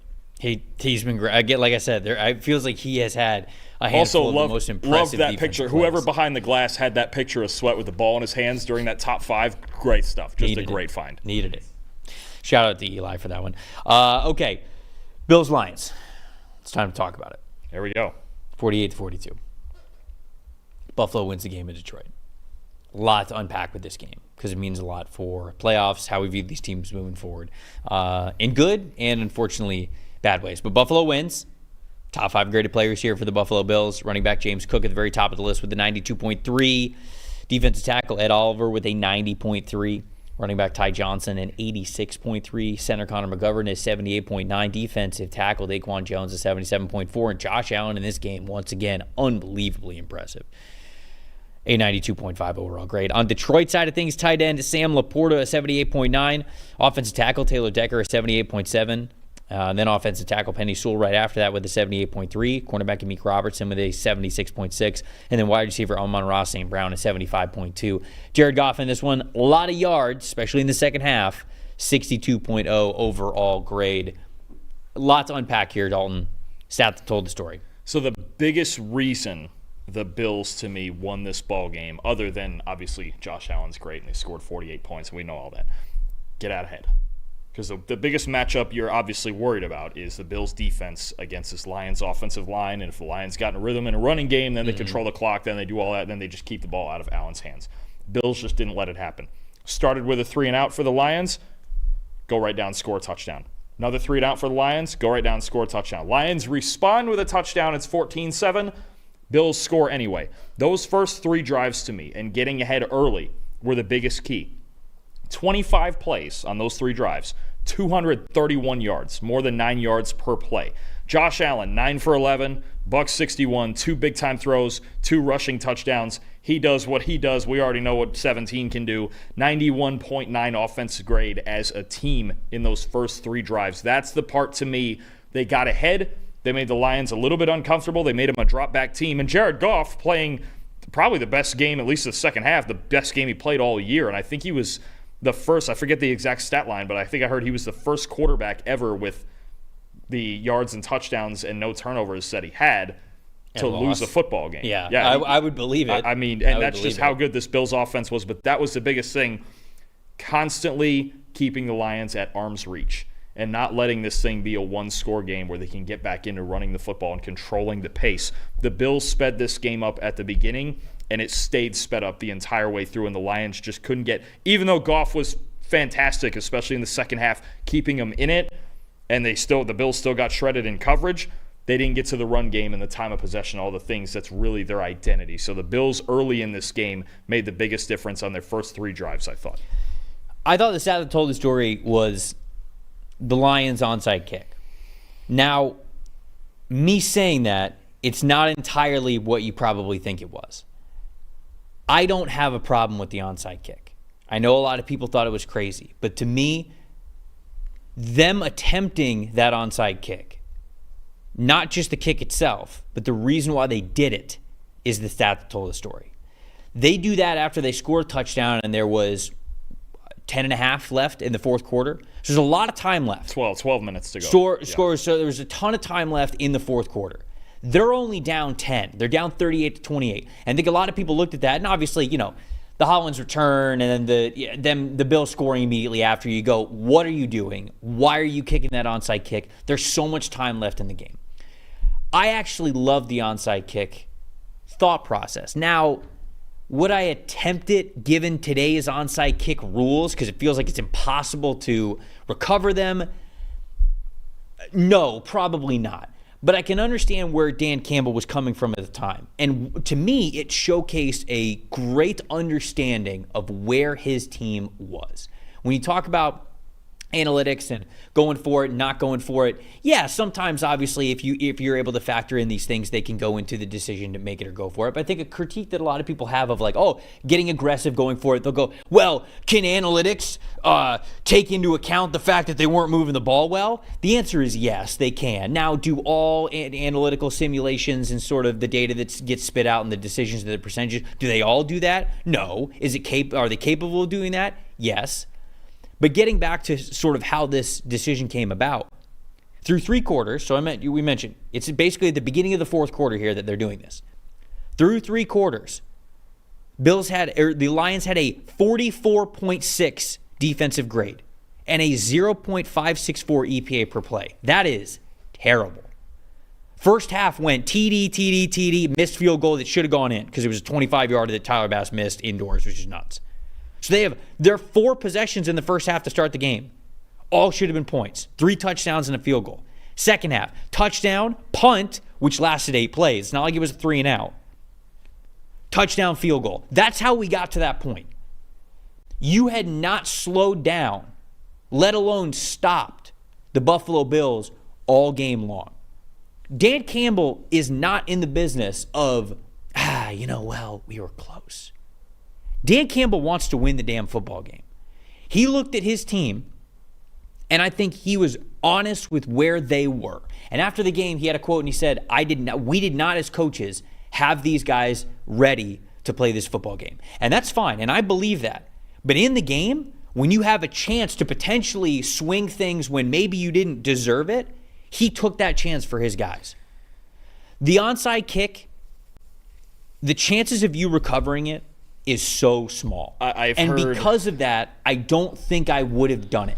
But I like why he did it, because to me, it showcases a head coach that understands the heartbeat and the pulse of exactly where a football team is, given what they were doing when they got to that point. So it's a multi-layered issue now, because the number I've heard thrown around for the onside kick thing is 7%. Here's the problem. If you believe with a 7% chance in an onside kick more than you believe in your team, even let's just say to hold the Bills to a field. But belief. No, I'm not even saying the belief part. It's not even the belief part. It's not like you're giving up on the team. The results are what they were. It was not your day on defense. But you don't feel like you have a better than 7% chance, even if you hold them to a field goal and then it's a 13-point game. That's a win. You're still in a 2-score game. If you don't feel like your defense, I'm not saying a belief thing. I know Dan Campbell more than anybody believes in his guys. Mm-hmm. The problem now is they're out of guys. We've got Quan Alexander starting at linebacker. We lost 3 more guys. We put Carlton Davis and Aleem McNeil basically for the season yesterday. We're running out of guys. And when did they lose those guys? I didn't see the exact moments I forget the exact moments. Because certainly if those guys were hurt right before then, I cannot remember exactly when they went out. That goes into it even more for me. It does, and this is the problem. And it's not that Campbell doesn't believe in his guys; it's that he's out of guys. And this Lions defense, it is very hard now with all of these, and McNeil especially. That's brutal for him to tear an ACL in this game and trying to get through this stretch run, because I honestly, I think these two teams are about exactly the same. I think I think you have maybe the two best offenses in football. Before this game, and I still think so. Well, the injuries make it tough for Detroit, but I thought this could have been a Super Bowl preview. It's hard we both picked them to win it preseason. Right. But it's hard to believe they're better than Philly with this defense where it's at right now. Yeah, because what is it? I read this from Jeff Brisden, who covers the Lions, said this. The Lions will have 19 regular contributing players, including 6 defensive starters and 5 of their top 6 linebackers on IR going into this. Eventually, what do you do with that? They're going to find themselves in these shootouts every week. And if they don't execute perfectly on offense, and honestly, I kind of have the same issue with the Bills. I know they won this game, and Allen's on his way to MVP and all that. Tied for 27th in defensive grade. They still don't make stops. So this is the part with the Bills I'm still worried about, where I go, okay, what if Josh Allen and the offense isn't this historically, just for one day? What if they're not historically great just for one day in the playoffs?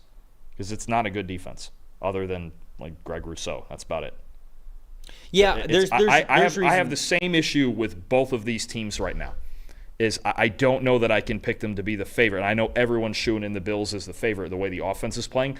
I don't know if I can do it with the Bills as bad as they've played on defense week after week, and the Lions with all the injuries. Healthy, I would still ride the Lions to win the whole thing, but this is nowhere near healthy. And now you got David Montgomery, too, who's out indefinitely. Yep. It's only getting worse with the injury stuff. Yep. It's a tough part of a long season. Yeah, is all the injuries that can mount up. And I remember when the Bucs won the Super Bowl with Brady, and I looked at that team, and nobody was hurt on that team. Specifically, nobody in the offensive line missed any time at all. They had the same starting 5 offensive linemen from the beginning of the season to the end of the Super Bowl. For 20 or 21 games? Basically. And I'm sure guys missed snaps and maybe a little bit of time here and there, but they were basically fully healthy along that offensive line. And it goes, obviously, Brady, Gronk, what Fournette was, the offensive weapons with Mike and with Chris, and how the defense was playing that year, with Bowles just focusing on being a defense coordinator. All of that obviously goes into it. But the underrated part of that is that they did not get hurt. Guys did not get hurt on that team. And a lot of times, the teams that win the Super Bowl, you have to be talented, you have to be good, but you also have to be lucky. Because in a violent game, you have to stay healthy. And I think that's a really tough reality for Detroit, and we'll see how they respond over the next 3 games. Most impressive to me, Buffalo's offense, just what they're able to do. 1.86 EPA per play this year, or 0.1686 EPA per play this season. That is first in the NFL. This stat from Doug Clawson, who's a researcher at CBS. Josh Allen yesterday, 340 passing yards, 60-plus rushing yards, 2 passing touchdowns, 2 rushing TDs. It's happened 3 times before in NFL history. This past week with Josh Allen, Steve Young in 1991, and last week with Josh Allen. So this has happened 3 times total in NFL history. One of them was in 1991. The other 2, the same player, back-to-back weeks. That is unbelievable. Earlier in the show, I talked about how great Lamar Jackson is playing and how he should absolutely be in the conversation for MVP. It's hard to not give it to Josh Allen, man. When you start doing stuff like this, it is hard. It is a conversation, but this dude is playing a special, special brand of football. And honestly, he has been for the last 4 or 5 years. And I understand the award is not about giving a guy his due because he hasn't won an MVP and he's played well over the last 4 to 5 years. But damn, it'd feel good to see Josh Allen win this one. I mean, we remember now, too, he's throwing darts to Khalil Shakir and Curtis Samuel and Dalton Kincaid and Ty Johnson and all these guys you don't consider superstars. I mean, everyone in the stadium knows this is Josh Allen's show on offense. And he's just unstoppable. And one more I want to throw at you for a PFF angle on it. So I think I told you earlier this year, Allen and Tom Brady are the only 2 quarterbacks to get a 90 grade in 4 straight seasons. Allen's now tracking for a 5th. He could be the first one ever to do it 5 times. We still have 3 regular season and playoffs to go, but That's kind of a new record I'm kind of keeping an eye on. I think his grade right now is at a 91 point something now. He's really surged lately. Could be 5 straight years above 90 for Allen. No one else has ever done that. Tom Brady's the only other one with 4, which is ridiculous. Anything else in this game before we move on? Impressive. The Bills running backs and the way Joe Brady used them. Ty Johnson with 114 receiving yards. You mentioned the Lions linebackers with all their injuries.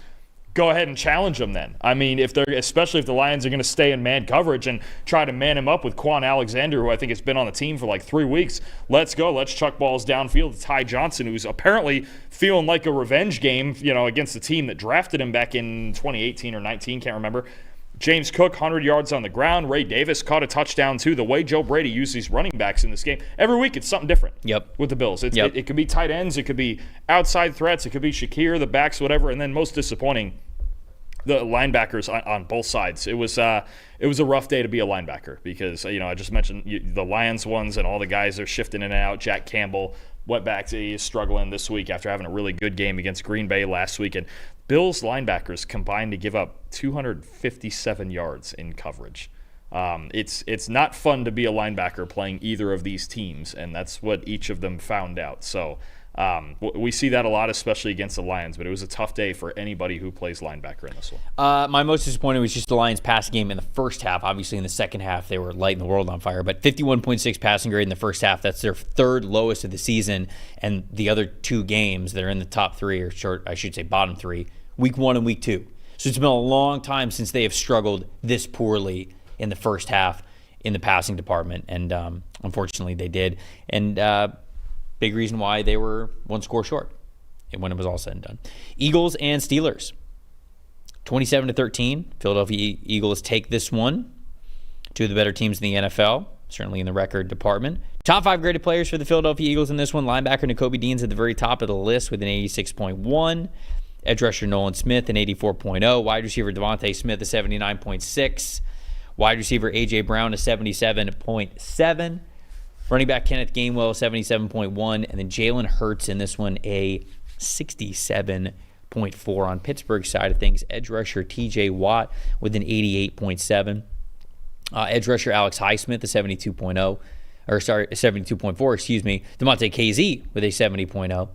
Edge rusher Nick Herbig, a 68.7. Wide receiver Calvin Austin, the 30, 68.1. And then Russell Wilson in this game, a 60.4. Stat that told the story, Dalton.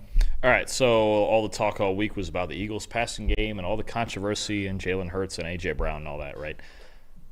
We don't need, especially for the Eagles to have success here, we don't need Jalen Hurts to go out and do what Josh Allen's doing and chucking balls 60 yards down the field doing crazy shit, right?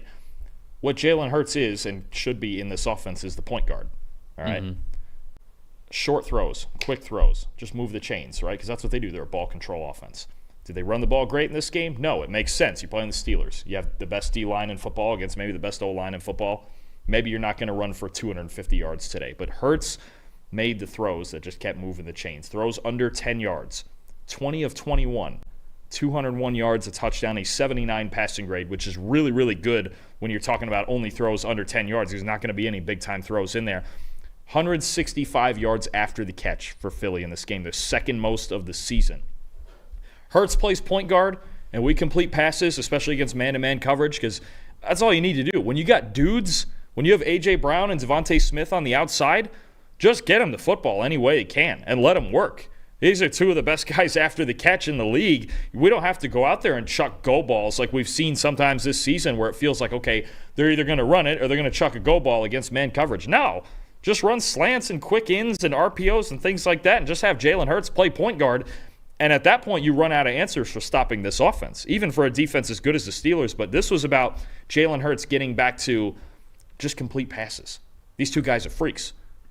Just get them the football. They'll win games really single-handedly. Who's covering A.J. Brown and Devontae Smith? How many teams are even capable of it? Not many. I don't know if anybody's capable of covering A.J. Brown at this point. To me, the stat that told the story is just one offense is better. Without George Pickens in the lineup, it's hard for the Steelers to remain as balanced as they want to, right? The Steelers are kind of like the Eagles. They want to run the football. They want to take shot plays. Eagles are just better at it than they are, and they very clearly showed that. Now, unfortunately, again, like the A.J. Brown version for the Pittsburgh Steelers was not healthy in this game. So we've seen what this Eagles offense has been without A.J. Brown, and it's not nearly as pretty. It does not operate nearly as well. But, when it comes to time of possession, 20 minutes for the Steelers, 40 minutes for the Eagles. When it comes to first downs, 10 for the Steelers, 26 for the Eagles. 163 total yards for the Steelers, 403 for the Eagles. 30% third down conversion percentage for the Steelers, nearly 60% for the Eagles. They're just better. They're the better offense in this game. And I think this was a tough matchup in the trenches on both sides of the ball. And when it came down to it, George Pickens, obviously, in his absence affects this a lot, but it was just one offense that was better than the other. Can I tell you what my most impressive was? Absolutely. It was one of the most soul-crushing, will-imposing drives I've ever seen. Okay? So the Eagles get the ball, and there is 10 minutes and 29 seconds left in the fourth quarter. Now, they're up the score that it ended up being. So they're up by 14. So they're looking for a long, methodical, controlled clock type of a drive, all right? So what we want to do here with this drive is we want to just make it so the Steelers have one more possession. That's it, because they can't beat us if they just have one more possession. If you burn off 6 minutes, you did good. If they score a touchdown, it's fine. Yeah. You're up 14. You just need to control the clock a little bit here, all right? So 10 minutes. No, so it was it was 10 minutes and 29 seconds. It must have been. It was 10 minutes, 29 seconds left in the game. 21 plays, 88 yards, all 10 minutes and 29 seconds. You talk about salting the game away. Felt like I was watching Army play North Texas or something. This was unbelievable. So Devontae Smith and A.J. Brown each had one catch. It was for a first down both times. There were 14 total carries, 4 rushing first downs. It started at the Philadelphia Eagles' 3-yard line, and it ended at Pittsburgh's 8-yard line with a kneel down to win the game. It almost feels worse as a defense that they didn't score. Almost. Because, they just dragged you through the mud for 10 and a half 21 minutes. plays, 88 yards, 10-minute, 29-second drive. That is the story of the Philadelphia Eagles offense. We talk about a lot of different things with the Eagles, but at the end of the day, I know a lot of people get mad at the tush push, all this kind of stuff, whatever.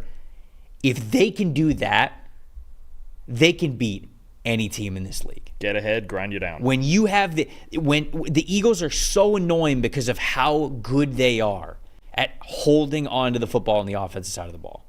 And when you have the ability to have a drive like that, I'm not even saying replicate that drive. I'm saying anywhere near it. 6 minutes, like you mentioned, a 6-minute drive would have been great. 6 minutes, 7 minutes, 8 minutes, 9 minutes. If you have the capability to be able to do that and slow down this game so much, you could beat any team in the NFL. Yep. And that was the most impressive thing that I saw from the Eagles. And they can beat any team in the NFL the way they're playing on both sides of the ball. I don't think there's any question. Look, right now, because of all the Lions injuries, I think we have to sit here and think that Philadelphia is now the NFC favorite, even if only because they're the healthier team. And I know it's kind of a backdoor way to do it, but health matters too. And very often the team that at least gets to and Minnesota's right there, and they're on fire, Yeah. But, I don't know if there's a ton of people that would pick Sam Darnold to beat this Eagles defense, especially head-to-head. Now, we'll find out the hard way. I don't know, man. Maybe it's the year of Sam Darnold. I was going to say, I'm about done doubting Sam Darnold. Oh, yeah, no, I'm about done. That might be the only scenario left is I go, okay, if you beat the Eagles, holy shit. They don't play the Eagles, right? No. Not to the postseason. Right, not to the postseason. Right, so, that would be the last bit of doubt I have on that. But even so, the Eagles, they just have so much balance. Their defense is great. You mentioned the ball control, and my most disappointing is the Steelers' just inability to do so. 15 design carries for 45 yards, only 12 yards before contact.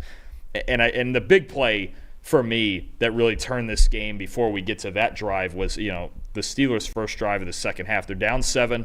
They're driving. They look good. They're going into Eagles territory.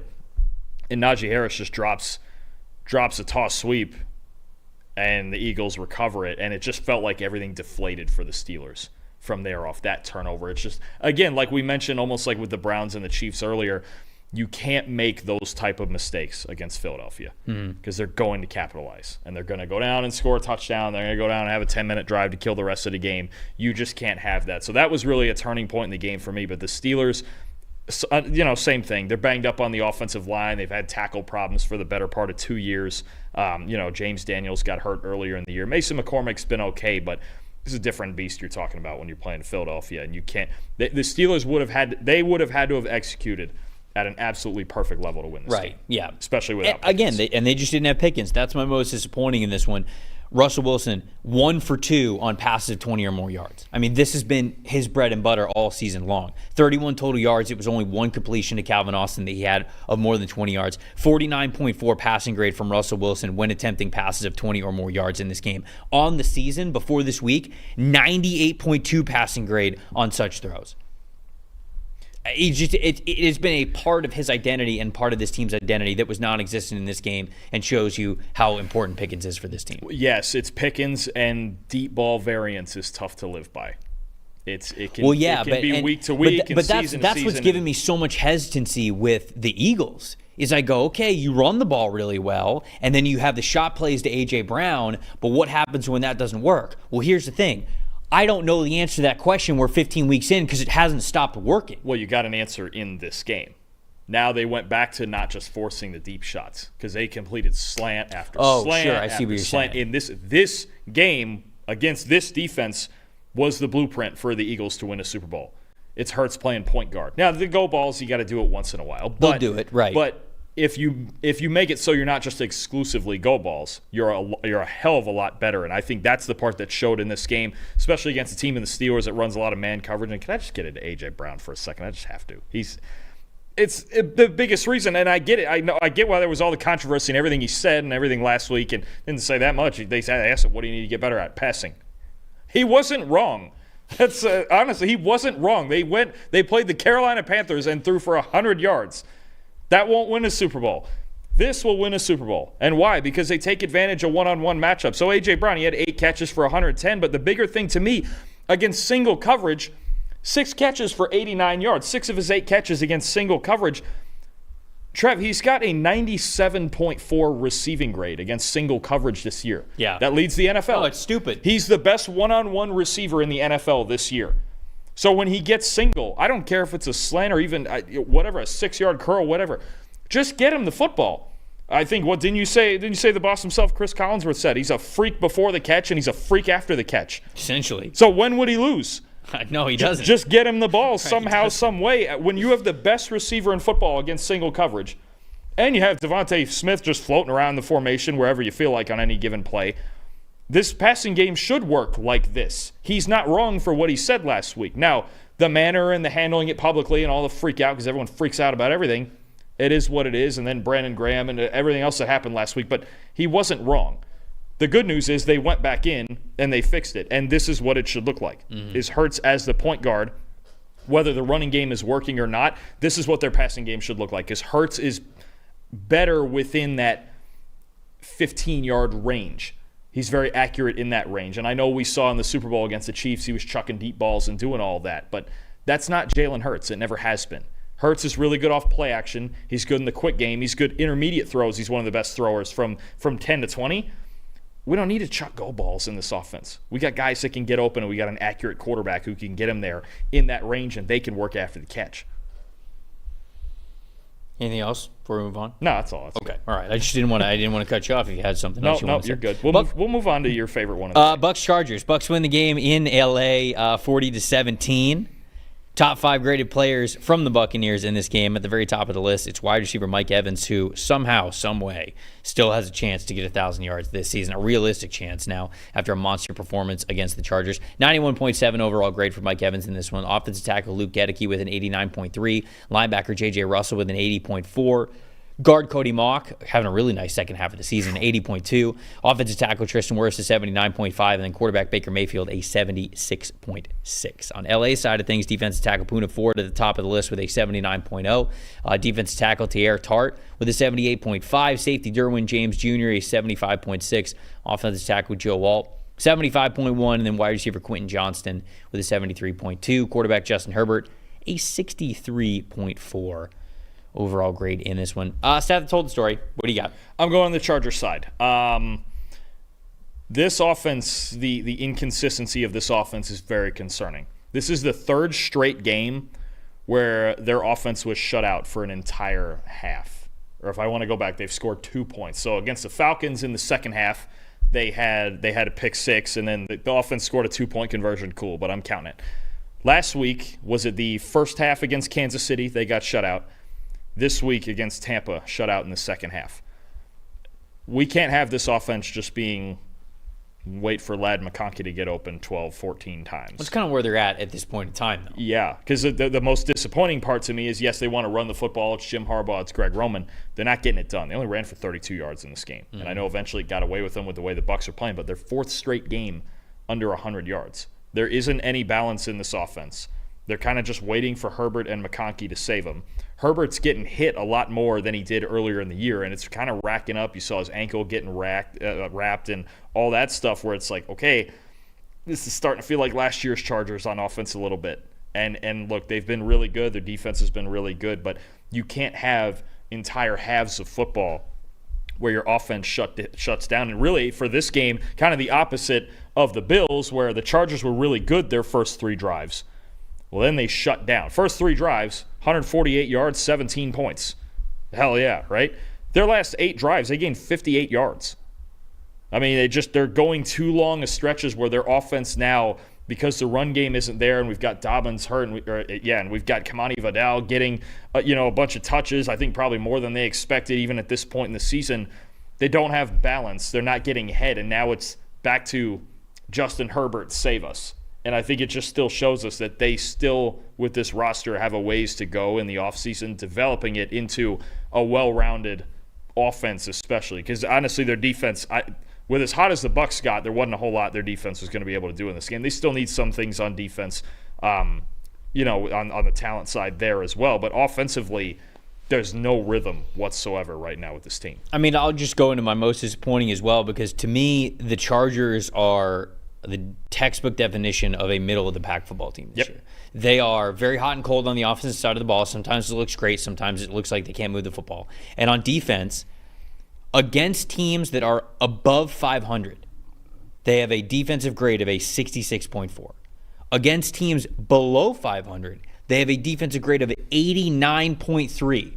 They kick the crap out of teams that are bad, and they normally can't hang with teams that are good. Sounds like a wild card team. They are true. I mean, it sounds like a team that's like a borderline wild card team, which I think a very favorable schedule for them this year has allowed them to get to this point. I mean, Cincinnati's still threatening technically. Miami is still threatening technically. The Colts are still threatening technically. But they have a 2-game lead on both of those, or all 3 of those teams. And 2 out of the 3 teams that they play down the stretch are the Raiders and the Patriots. This is the Chargers I'm talking about. So the Chargers are probably going to make the last wild card spot in the AFC. But it is still sort of to what you were talking about with the offense of Ladd McConkey. It's got to be more than Ladd McConkey. It feels like it's just Ladd McConkey this year, because that's kind of what it is this year. So to me, the defense is along the same lines as that. I saw the stat from Jenna Lane, who covers the Bucs for ESPN. This is only the 3rd time in history this past game that a Jim Harbaugh-led NFL team has given up more than 500 yards per game.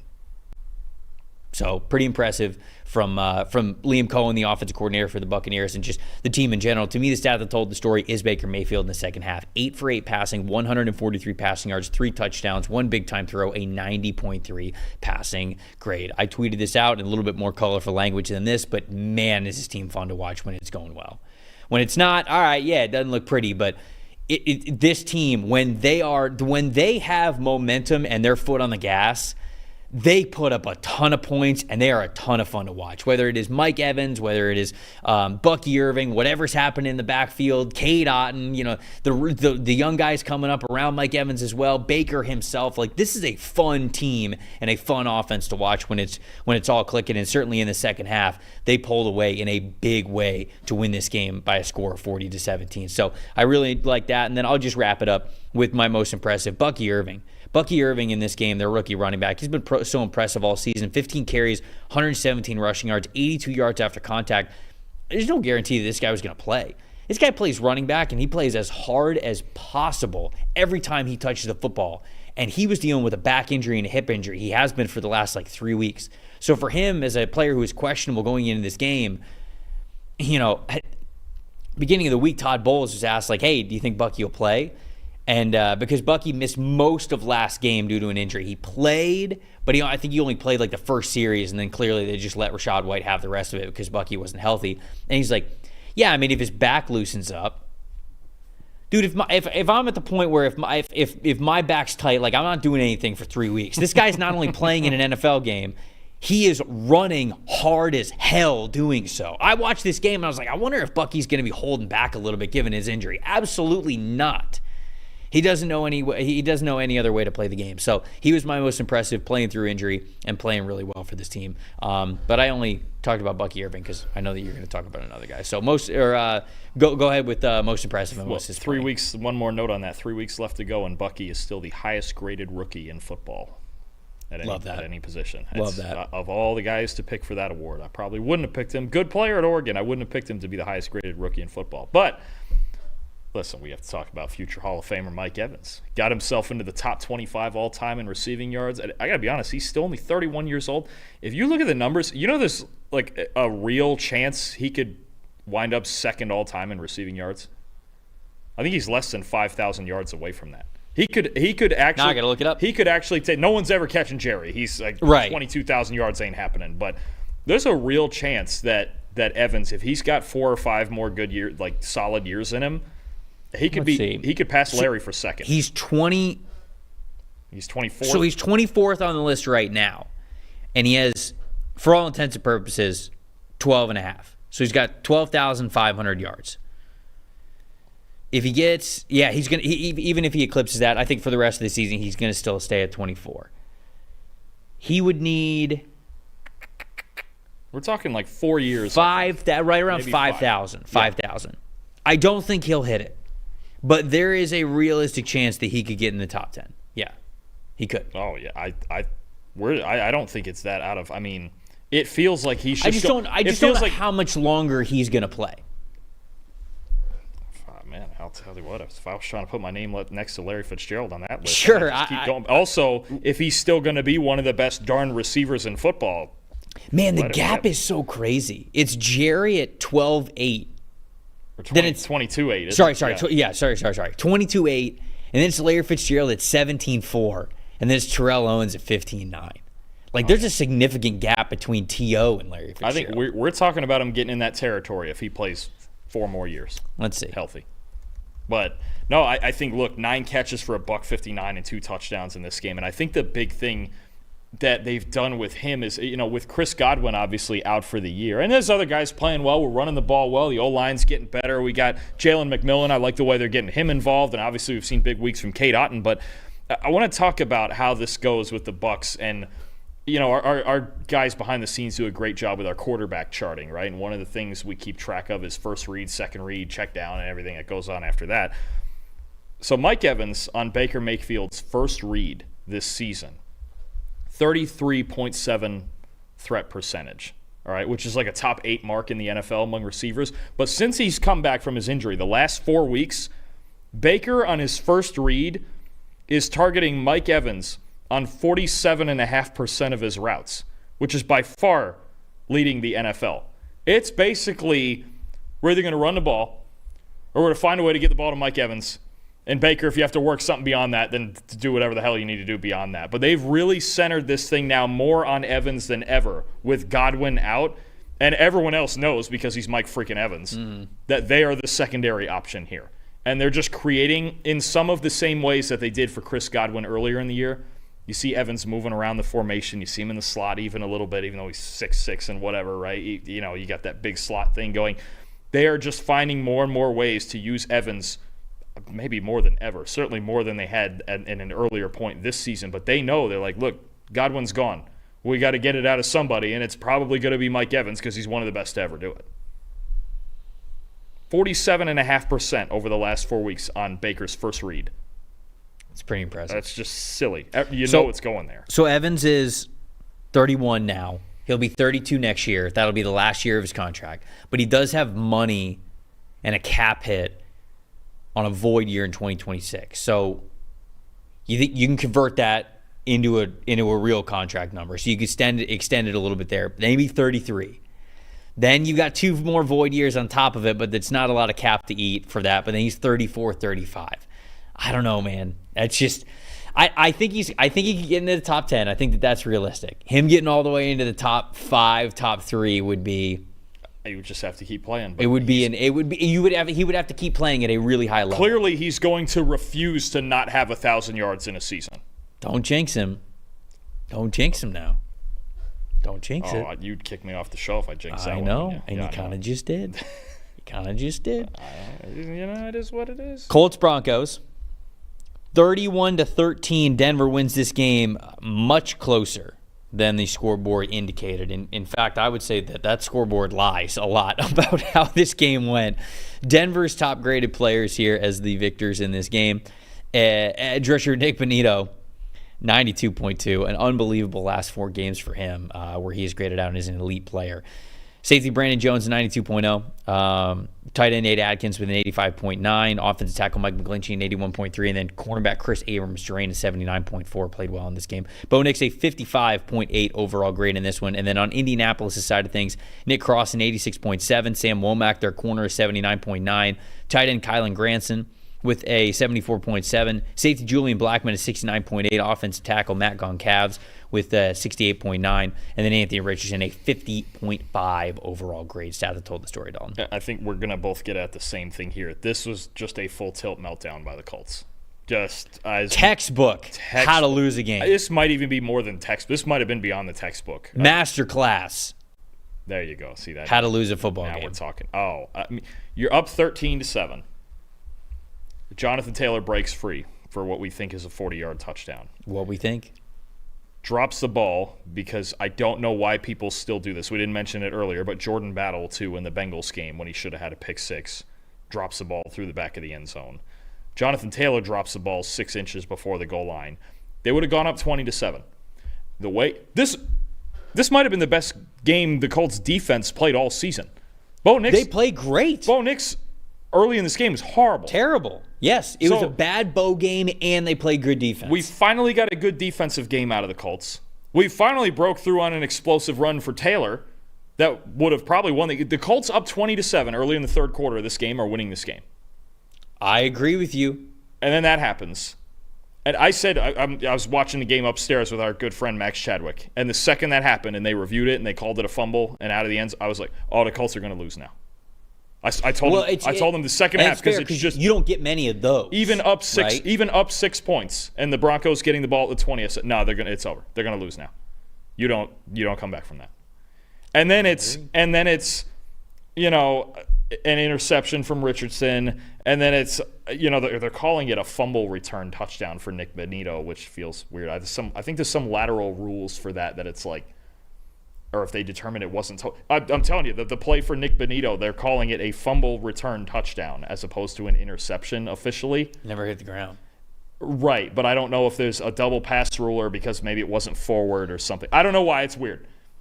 I'm just telling you, that's what they're calling it. So I guess it's a pick 6, but it's actually not. It's a fumble return. It's a scoop and score, even though the scoop was in the air. It's very strange official scoring. I don't know how that works. But anyway, that's what it was. But then there was also, you had 3 punts, you had 2 turnovers. Who gets the fumble? A.D. Mitchell?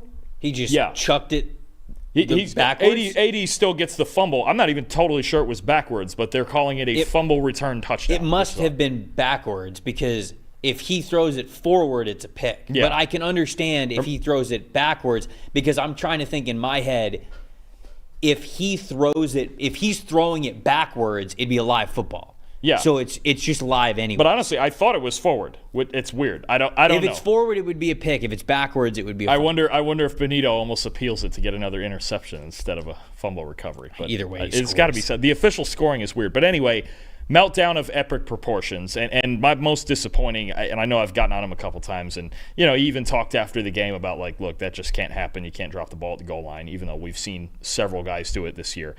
Jonathan Taylor, look. 58 running backs have played at least 200 snaps this year. He's the lowest graded out of all of them. The fumble in this game, he had a drop earlier in this game. 40 yards on that play before the fumble. Mm-hmm. His other 21 carries, 67 yards. Yeah. I mean, he's got phantom yards too. He is very inefficient this year beyond what his offensive line does. Something is, I don't know if off or I know we've been over this before, but I mean, and again, when that play happened, I was sitting right next to Max, and I was like, dude, the Broncos are going to win this game now. He has over 900 yards rushing and a 4.4 yards per carry average. But his yards after contact is low, and his yards and his missed tackles forced per attempt is very low. I think he's only forced 20 all season or something. Jonathan Taylor's going to get over 1,000 yards this season, and he is going to have a yards per carry average above 4. And people are going to try to tell you that he had a good season. That's why you need to get a PFF Plus subscription. It's been rough. It's been really rough with Taylor. I don't know. And it's, again, I know there's been some injuries on the Colts line, but even then they've played reasonably well when you can get behind Quentin Nelson and those guys. But and then it feels like this fumble now is just the exclamation point on all of it. It's just like we've seen it however many times. I've seen it between NFL and college this year. Run through the friggin' goal line. I mean, it's so strange. Jordan Battle did the same thing. We had Malachi Corley earlier in the year. I think there was one other one. I've seen him in college. I'm like, what is the deal? What are we so giddy to get rid of the football for? I don't know. Just hang on to it. I don't know. Did you see Marvin Mims a couple of weeks ago? Speaking of the Broncos, when Marvin Mims caught what is objectively Bo Nix's best pass this season, that absolute seed up the seam. I can't remember. Was it Monday Night Football? Yeah. Oh, last week. Was it last week? Against 2 weeks ago? Or was it 2 weeks ago? I forget. Whatever it was on primetime, and it was from his own end zone against the Browns. An absolute seed. Yeah, it was against the Browns, and he catches it. If you'll notice, he does the track star drop it behind him, but he waits a full step until he is in the end zone and then drops it behind him. And I was like, we're learning. And now see the Jonathan Taylor play, and no, we're not. Clearly we're not. The Colts blunders are my stat that told the story here as well, because it's not just the Nick Bonito fumble / interception, whatever you want to call it. The Michael Pittman fumble in the third quarter, You're up 6. He fumbles it. Jonathan Taylor dropping it at the 1 yard line, again, third quarter, you're up 6. And then you have a situation where you're in the fourth quarter, you're only down 4. That Nick Bonito play only happened when you were down 4 points. And it just went nuclear after that in the worst way. And most disappointing is a wasted Colts defensive effort. This was a good game from the Colts defense, which has had a really tough time this season. And you wasted it. Now, did Richardson play as well as he could have in this game? No, he didn't. But even the way that Richardson played, if you don't have these massive blunders, you go into Denver and you win this football game. How different do your playoff hopes look if you win this football game? Up 20-7 early in the third, they would have won this game the way their defense was playing. It's just and obviously credit to the Broncos for hitting the gas when they eventually did. I mean, this was not a good team effort the first half, but Nick Bonito, just a shout out Nick Bonito, my most impressive in this one. 92.2 overall grade this week. Has 3 of the top 50 single game grades of any defensive player since week 11. It's coming on. That's pretty nuts. You need young guys to Think emerge. of every defensive player in the NFL and how many games have been played since week 11. He has 3 of the top 50 graded plays, all of them above 90. The lowest one's a 90.2. The other ones are 92.2 and 92.6 or something like that. Those the two highest ones are both top 15 of all defensive player performances. He's been on fire, man. Young players emerging for this Broncos defense is a theme for sure. I think Bonito, Jonah Ellis, the rookie I really like off the edge, Riley Moss, and let me give you another guy right now with Riley Moss out for this game with an injury. Chris Abrams-Drain, the rookie from Missouri legend. And a guy I really liked, watching the last couple years at Missouri, but Ennis Rakestraw got taken before him as the guy kind of with more physical tools, and Abrams-Drain was kind of, the football player who outperformed his physical skills and all that, but he's just a really darn good player, and he goes out here. This was only the second game he's seen action in all season. It's his first start of his NFL career. 6 targets, 1 catch allowed for 11 yards, 2 forced incompletions, big plays too, one of them it was a deep ball to Alec Pierce in the end zone that he broke up, and another one was a 4th down stop he broke up a pass to Josh Downs that pretty much put the game away. just another good young football player in this Broncos secondary that Sean Payton, look, they've done a great job with this rookie class when you consider they weren't exactly in prime. They didn't have a ton of draft capital to work with, right? I don't think they had a second-round pick. They got their last pick of the quarterbacks, even though they may have wanted Bo Nix anyway. But you get a Bo Nix, you get a Jonah Ellis, you get Chris Abrams-Drain. They're using Audric Estime a little bit. They're working in Troy Franklin. Good draft class. Very quietly, they had a really good draft, and Abrams-Drain is another guy that emerged in this game. If Riley Moss had to miss another game, I think they would feel really good about Abrams-Drain in his place.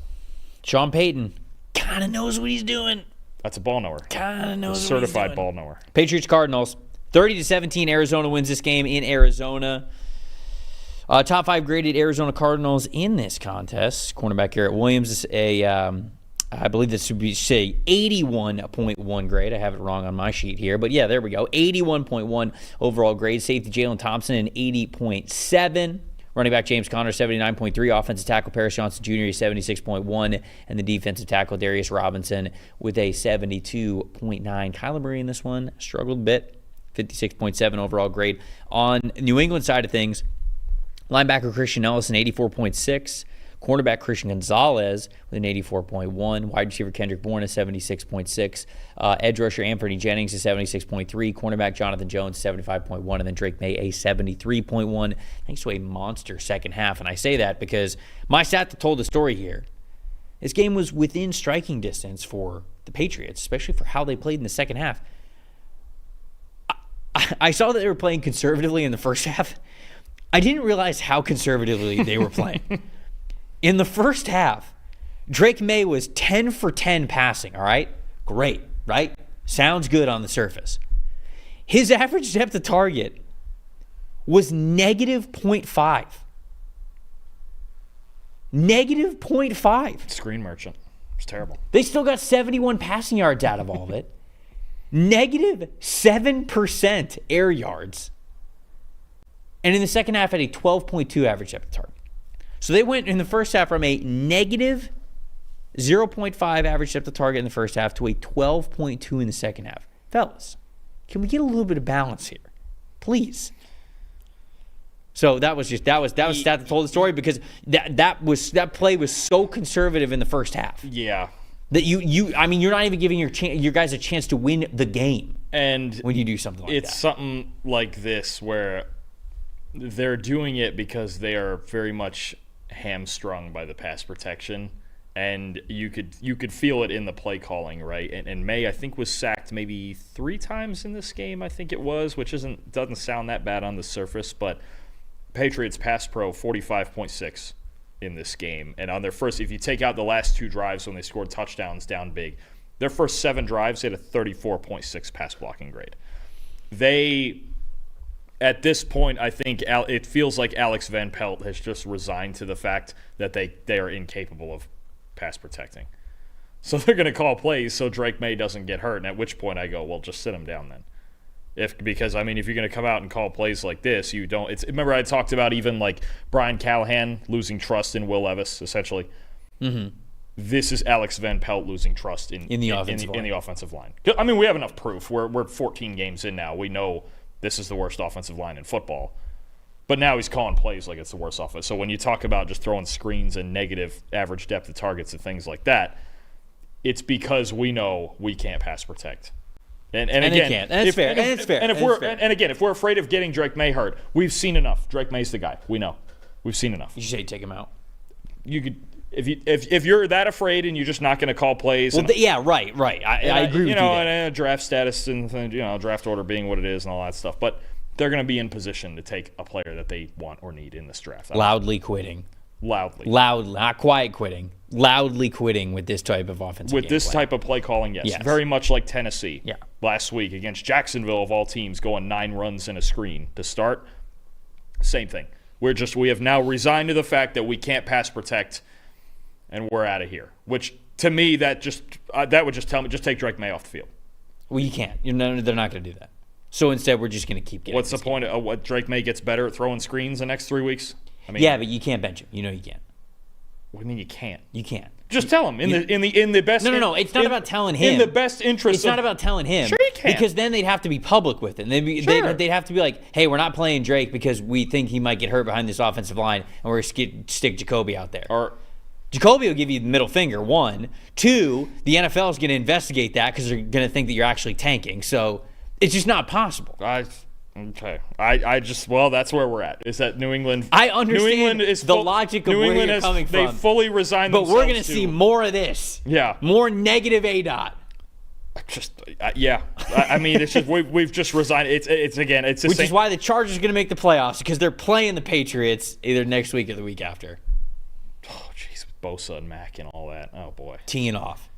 Or not. I mean, or just throwing screens all day. Yeah. But it's the same to me as Brian Callahan last week, where we're just resigned to, we know what our problems are. No, we'll work on it. I do agree with the premise of what you're saying. Yeah. What's your stat that told the story? Just the difference on third down, in part because of such conservative passing. Cardinals could sustain drives, 10 of 15 on third down. New England went 0 of 6. Cardinals had the ball for 34 minutes. They could pretty much just kind of walk their way to a win, even though Kyler wasn't great and they threw just a lot of, even most of the passes they threw to convert these third downs were like right at the sticks or working after the catch. It was one nice ball late to McBride, but the Cardinals kind of just sustained drives better than New England and got themselves a casual win. And then most impressive, I just really like the way over the last year that Paris Johnson's developed. And I know the Cardinals is going to be a lot of talk about the future. And let's be real, we kind of stuck a fork in them last week because they lose like every tiebreaker, but they're still 7-7, still a very successful season. And one thing we do know is that they have their franchise left tackle. 80.9 overall grade this season, 14th best, I should say, among all offensive tackles. Only allowed 1 pressure on 41 snaps in this game against a New England front that at times this year has been decent, especially rushing the passer if you get Keon White and things like that. But Paris Johnson, I think very soon we're going to be putting him in that one of the best tackles in the league category because he's sitting at 14th right now. And there's probably one more step to come next year, but really started coming on the second half of last year, and I really like just how consistently he's played this year. That's a franchise-level piece for them, and the Cardinals, that's a home run pick for them to get Johnson. Because you remember in that draft last year where it was, because they took they traded out of the Will Anderson pick, They traded out of the Will Anderson pick. Well, they moved out of the Will Anderson pick to 12, and then they came back up to 6 to get Johnson. And the way Johnson's played, they look like geniuses for it. I love the move when it was made, if nothing terrific. else, but for like GM chess and how he navigated that, picking up an extra first-round pick and getting the guy that you would have picked at, was it 3 or 2? 3. The guy that you would have picked at 3, except 3 spots later, and you get an extra first-round pick the next year. Yeah, brilliant. I mean, just brilliant. They've got a franchise left tackle, and he just quietly keeps showing it every week. James Conner, my most impressive here in this game. James Conner's just having such a great year, and I feel like he's one of the more underrated offensive pieces in the NFL. 16 carries, 110 rushing yards, 2 rushing touchdowns, 5 targets, 5 catches, 28 receiving yards, 77.8 overall grades, 81.0 rushing grade. The Cardinals win football games when they run the football. Kyler Murray is way too hot and cold this year for me to have a lot of faith in where this offense goes, with him being the sort of like more than the point guard, kind of like what you talked about with Jalen Hurts. When we're putting a lot on Kyler Murray's plate, I just get nervous. Has he had some really good games? Yeah, but it's been like 2, and then there have been 6 other games where I've gone, man, they put a lot on his plate, and he was a reason why they were not able to move the football the way that they needed to. So it's always sort of going to run through Kyler Murray. I understand that, but James Conner, the more they can lean on him, the better this offense is. And then my most disappointing is just Kyle Duggar. Just a tough day for a good defensive player. 50.7 overall grade in this one. He had 3 missed tackles, 7 targets, allowed 6 catches in coverage, 59 yards, and 3 first downs allowed. So it's just a tough day for Kyle Duggar, who was my most disappointing there. Yeah, no, I mean, another day for the Patriots is really what it is, barreling towards, well, maybe a decision between a Travis Hunter or an offensive lineman. That's gonna be a fun debate, actually. If they end up with the 3rd pick and we think the first 2 are going quarterback, that's gonna be a fun one. Hey, if you're a Patriots fan and you're listening to this and you want to see what drafts could look like if they go Travis Hunter, you want to see what drafts could look like when they go offensive tackle, PFF Mock Draft Simulator. We got you. We got like 300 prospects in the database right now. You can run all 7 rounds if you wanted to. So check it out. See what it looks like. Oh, this is what it would look like if they took Travis Hunter. Oh, this is what it would look like if they would take an offensive lineman. A lot of different realities, and they're very fun to explore. Last game that we're talking about, Los Angeles Rams and the San Francisco 49ers. We're turning the clock back to Thursday Night Football here. What a barn burner this was. 12-6. Rams go into San Francisco and get the win. Rams top-graded player here, Kevin Dotson, at the very top of the list with a 90.0. Wide receiver Puka Nacua with an 84.1. Defensive tackle Kobe Turner, a 79.7. Linebacker Christian Roseboom with a 78.6. And then safety Cameron Kinchens with a 77.9. Matthew Stafford in this one struggled, and I'll get to that in a second. 45.1 overall grade. On the 49ers side of things, linebacker Fred Warner, a 92.1. Linebacker Dre Greenlaw, was great to see him back. Everybody loved that, except for Devondre Campbell, with an 87.6. Tight end George Kittle, an 84.4. Edge rusher Nick Bosa, an 80.2. Cornerback Diamador Lenore with a 78.6. And then Brock Purdy, 54.7. Stat that told the story for me was the rain. It rained in this game. It poured in this game. And the offense sucked because of it. I mean, that was a brutal first half to watch that football game. Oh, the whole thing. This was one of the ugliest games we've watched. I mean, Dalton, they couldn't pass. They couldn't pass the football. Brock Purdy also stunk in this game, and some of it had to do with, with Brock Purdy, I don't mean to harp on this, but it just is what it is. He's got the lowest tier arm of starting quarterbacks in the NFL. And when you think about pure arm strength, obviously it matters in ideal conditions, but it especially matters when it is not ideal conditions. When you have smaller hands and when you have a lower arm strength, lower tiered arm strength for NFL standards, it is hard to grip the football. It is hard to rip the football in rain and snow and wind and whatever it is. And this game, being inclement weather the way that it was, really shined a spotlight on Brock Purdy not being able to stand out from a physical tool standpoint. And he had an ugly game. Matthew Stafford had an ugly game. And Matthew Stafford's got a really good arm. And he even struggled in this game. So that just goes to show you how much this was tough. Niners, 3.6 yards per play. Rams, 4.6 yards per play. Niners didn't even get into the red zone one time. Nope. They didn't even get into the red zone once. The Rams did. 0-3. This is a tough contest. It's tough. It was tough to watch. Yeah, that's it for me. Niners 3.6 yards per play, under 4 in both run and pass. Their offensive line without Trent Williams, a big time struggle, 54.8 grade up front. And that's really what you need in a game like this. Is we've seen it from the Lions. They went up to Green Bay when it was pouring rain, but they've got one of the 2 best O lines in football, so they can walk in there and run people over, right? And it just shows again, you don't have Trent Williams. You don't have Brandon Ayuk. You don't have Christian McCaffrey. You don't have Jordan Mason. I mean, you're running Isaac Orendo out there when he certainly never expected to play this much this season. And it's pouring rain, and Brock Purdy can't really throw the football very much. It's just everything about this Niners offense in this game got broken. And I think Purdy's the most disappointing one for me, actually, because it's not just this week. If it was just this week, okay.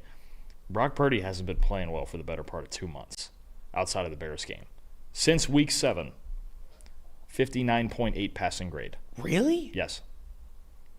When Brandon Ayuk got hurt, everything changed. Maybe I'm just remembering the early parts of the season then. That's shocking. You're right. Through the first 6 weeks. Yeah. He was the second highest graded quarterback in football. Okay, then that's the timeline I'm thinking of. Since week 7, 59.8. And that's propped up with the Bears game last week where they teed off on them. And if I take out that Bears game, it's like a 53. Brock Purdy, for the better part of 2 months, has not been good. Pass protection, obviously, with Williams in and out of the lineup, not great, but workable. Without Ayuk, this whole offense has changed. And Purdy's changed. And one thing I've noticed is you're seeing teams this year run a whole lot more press coverage against the Niners. They're not separating. The only one separating from it is Juwan Jennings. And the guy last year who would separate from it was Brandon Ayuk. Right. Now he's gone. Teams are not afraid of the Niners' weapons this year. And I don't know if it's because they're a year older or they saw something or they're just trying something different or they think Purdy can't throw into it. But this is an issue. Well, it's already an issue. They're 6-8, and they're just about done here because they've lost twice to the Rams now. Is that right? Yes, because they were 0-3 against all of the opponents. Then they're pretty much shot. Yeah. Because you're not winning this division. Because then you're talking about a win out, lose out thing, and it's just not the Rams. I personally think the Rams are going to get down the stretch here and win this division, but we'll see with Seattle if they can recover from everything that happened last night. But no, the Niners offense now, it's really concerning, and I think you're going to get a debate just like we got about Tua and we've gotten about other guys in the past of, is Brock Purdy worth that money? Right. With Burrow and Lawrence and all those guys with the you mentioned the tools, and is handing Brock Purdy 5 years and $300 million, is that going to work? This is a type of game and this is a type of stretch of football where I think there's going to be real debates about it now. I think the Brock Purdy contract negotiation is going to be tense. I agree. Very. Most impressive in this game for me is Kevin Dotson. He was the highest graded player for the Rams. 90.8 run blocking grade, 22.2 impact run blocking percentage. And then the most disappointing for me is Devondre Campbell, who has now been suspended for the final 3 games for the Niners. I think they suspend him sort of as an FU to him, right? Because they're not going to cut him and have him go sign with the Lions, because that's exactly what he would have done with a team that's down 5 of their 6 starting linebackers. Devondre Campbell gets cut. Guess where he's going? He's on a plane to Detroit within the first 12 hours. So they're not cutting him. They're suspending him for the season, and they're basically like, all right, well, you don't get to play football again the rest of the year, and then they'll cut him at the end of the year. Yeah, I get it. That's crazy. That's it's weird. It's weird to see, and if he felt slighted because of Dre Greenlaw starting, then Greenlaw's got clout. We've seen what he can do in the past. Greenlaw's better. He's better, and he's a core piece of this team. Yeah, right. Like, there was no chance that Greenlaw wasn't going to start. No. It is what it is. Also on Kevin Dotson, did you see the clip of him pancaking 2 guys in one screenplay? I didn't even see that one. Oh man. Well, he releases the D tackle in front of him on a screen. The Niners or the Rams run like a middle screen with Kyron. I think it was with Kyron. Pancakes a linebacker, gets up off of that, pancakes a safety. Still hungry. And then was going to pancake a third guy, I think a corner, off to his right. That's a stack. But the whistle blew. He almost had a triple stack. He had a double. It's a great clip if you look at it. Was one of the screens that they ran. I don't remember. It might have been in the second half. Second level, just killing everybody. Just a freight train. Kevin Dotson, one of the best offensive line clips of the season. It's great. And on my side, I'll go linebackers too, most impressive. But the Rams had this weird thing. We're trying to figure out linebacker all season. We're trying to figure out this whole defense. But 2 guys played really well in this game. Christian Roseboom, 78.6 overall grade, one of their highest graded players. And Omar Spates, a guy we talked about in the preseason. Troy Reeder got hurt a few weeks ago, and now he's been out for a while, and Spates has stepped into the starting role. Had a great preseason, undrafted out of LSU, 71.6 overall, 4 run stops. I'll tell you what, the Niners did struggle to run in this game, and it was in part because the Rams linebackers were really good. Omar Spates, man. I just undrafted out of LSU. I know. I watched him at Oregon State and I watched him at LSU, and I could see he's got some nice athleticism to him, but I was worried that just physically he was going to kind of get overwhelmed a little bit. Wasn't super stand out at either locations, more so at Oregon State, I feel like, than he was at LSU. But this year, he is playing so confidently. He's got instincts, doesn't he? This year, he's been unbelievable. Every step is in the right direction. He's not being fooled. There's no hesitancy. He is going a million miles an hour. He's got so much confidence. And now you're seeing that, a little bit smaller of a linebacker comes with some plus athleticism to him. And when every step is correct and going in the right direction, you got those great instincts and awareness, you see great results. Hey, I'll tell you, I love the call out. It feels like we talk about at least 1, if not 2 or 3 Rams rookies every week. Oh, yeah. What a class. Hey, when Kinchins was in that when top Les 5. Snead has some picks, he's pretty good at this thing. Oh, so he likes draft picks now? Is this what we're doing? Well, we go 8 years without taking a first rounder, and then we have a class like this. Maybe. Maybe. We'll see. We gotta wait till draft weekend to see if he deals any of these, somewhere else for some sort of veteran. We'll get the slogan working back. Well, yeah, we might be there. There we go. That's all the games in Week 15. Obviously, minus the 2 Monday Night Football games that we have coming up this week. If you don't have the PFF Plus subscription, you can see all the stats and so much more that we talked about here on this show. You can also get the fully unlocked mock draft simulator, as I was talking about with the Patriots. But no matter what team you are a fan of, you could be running all sorts of mock draft simulators right now, and you can get the full experience if you have that PFF Plus subscription. So make sure you go to pff.com and do that. For Dalton Wasserman, I'm Trevor Sikkema saying thank you guys so much for watching and listening to the Week 15 grades release show. We know this it's Christmas week next week, but we're still going to be here. We still got you. Same time next week for Week 16. We'll see you guys then. Thanks for watching.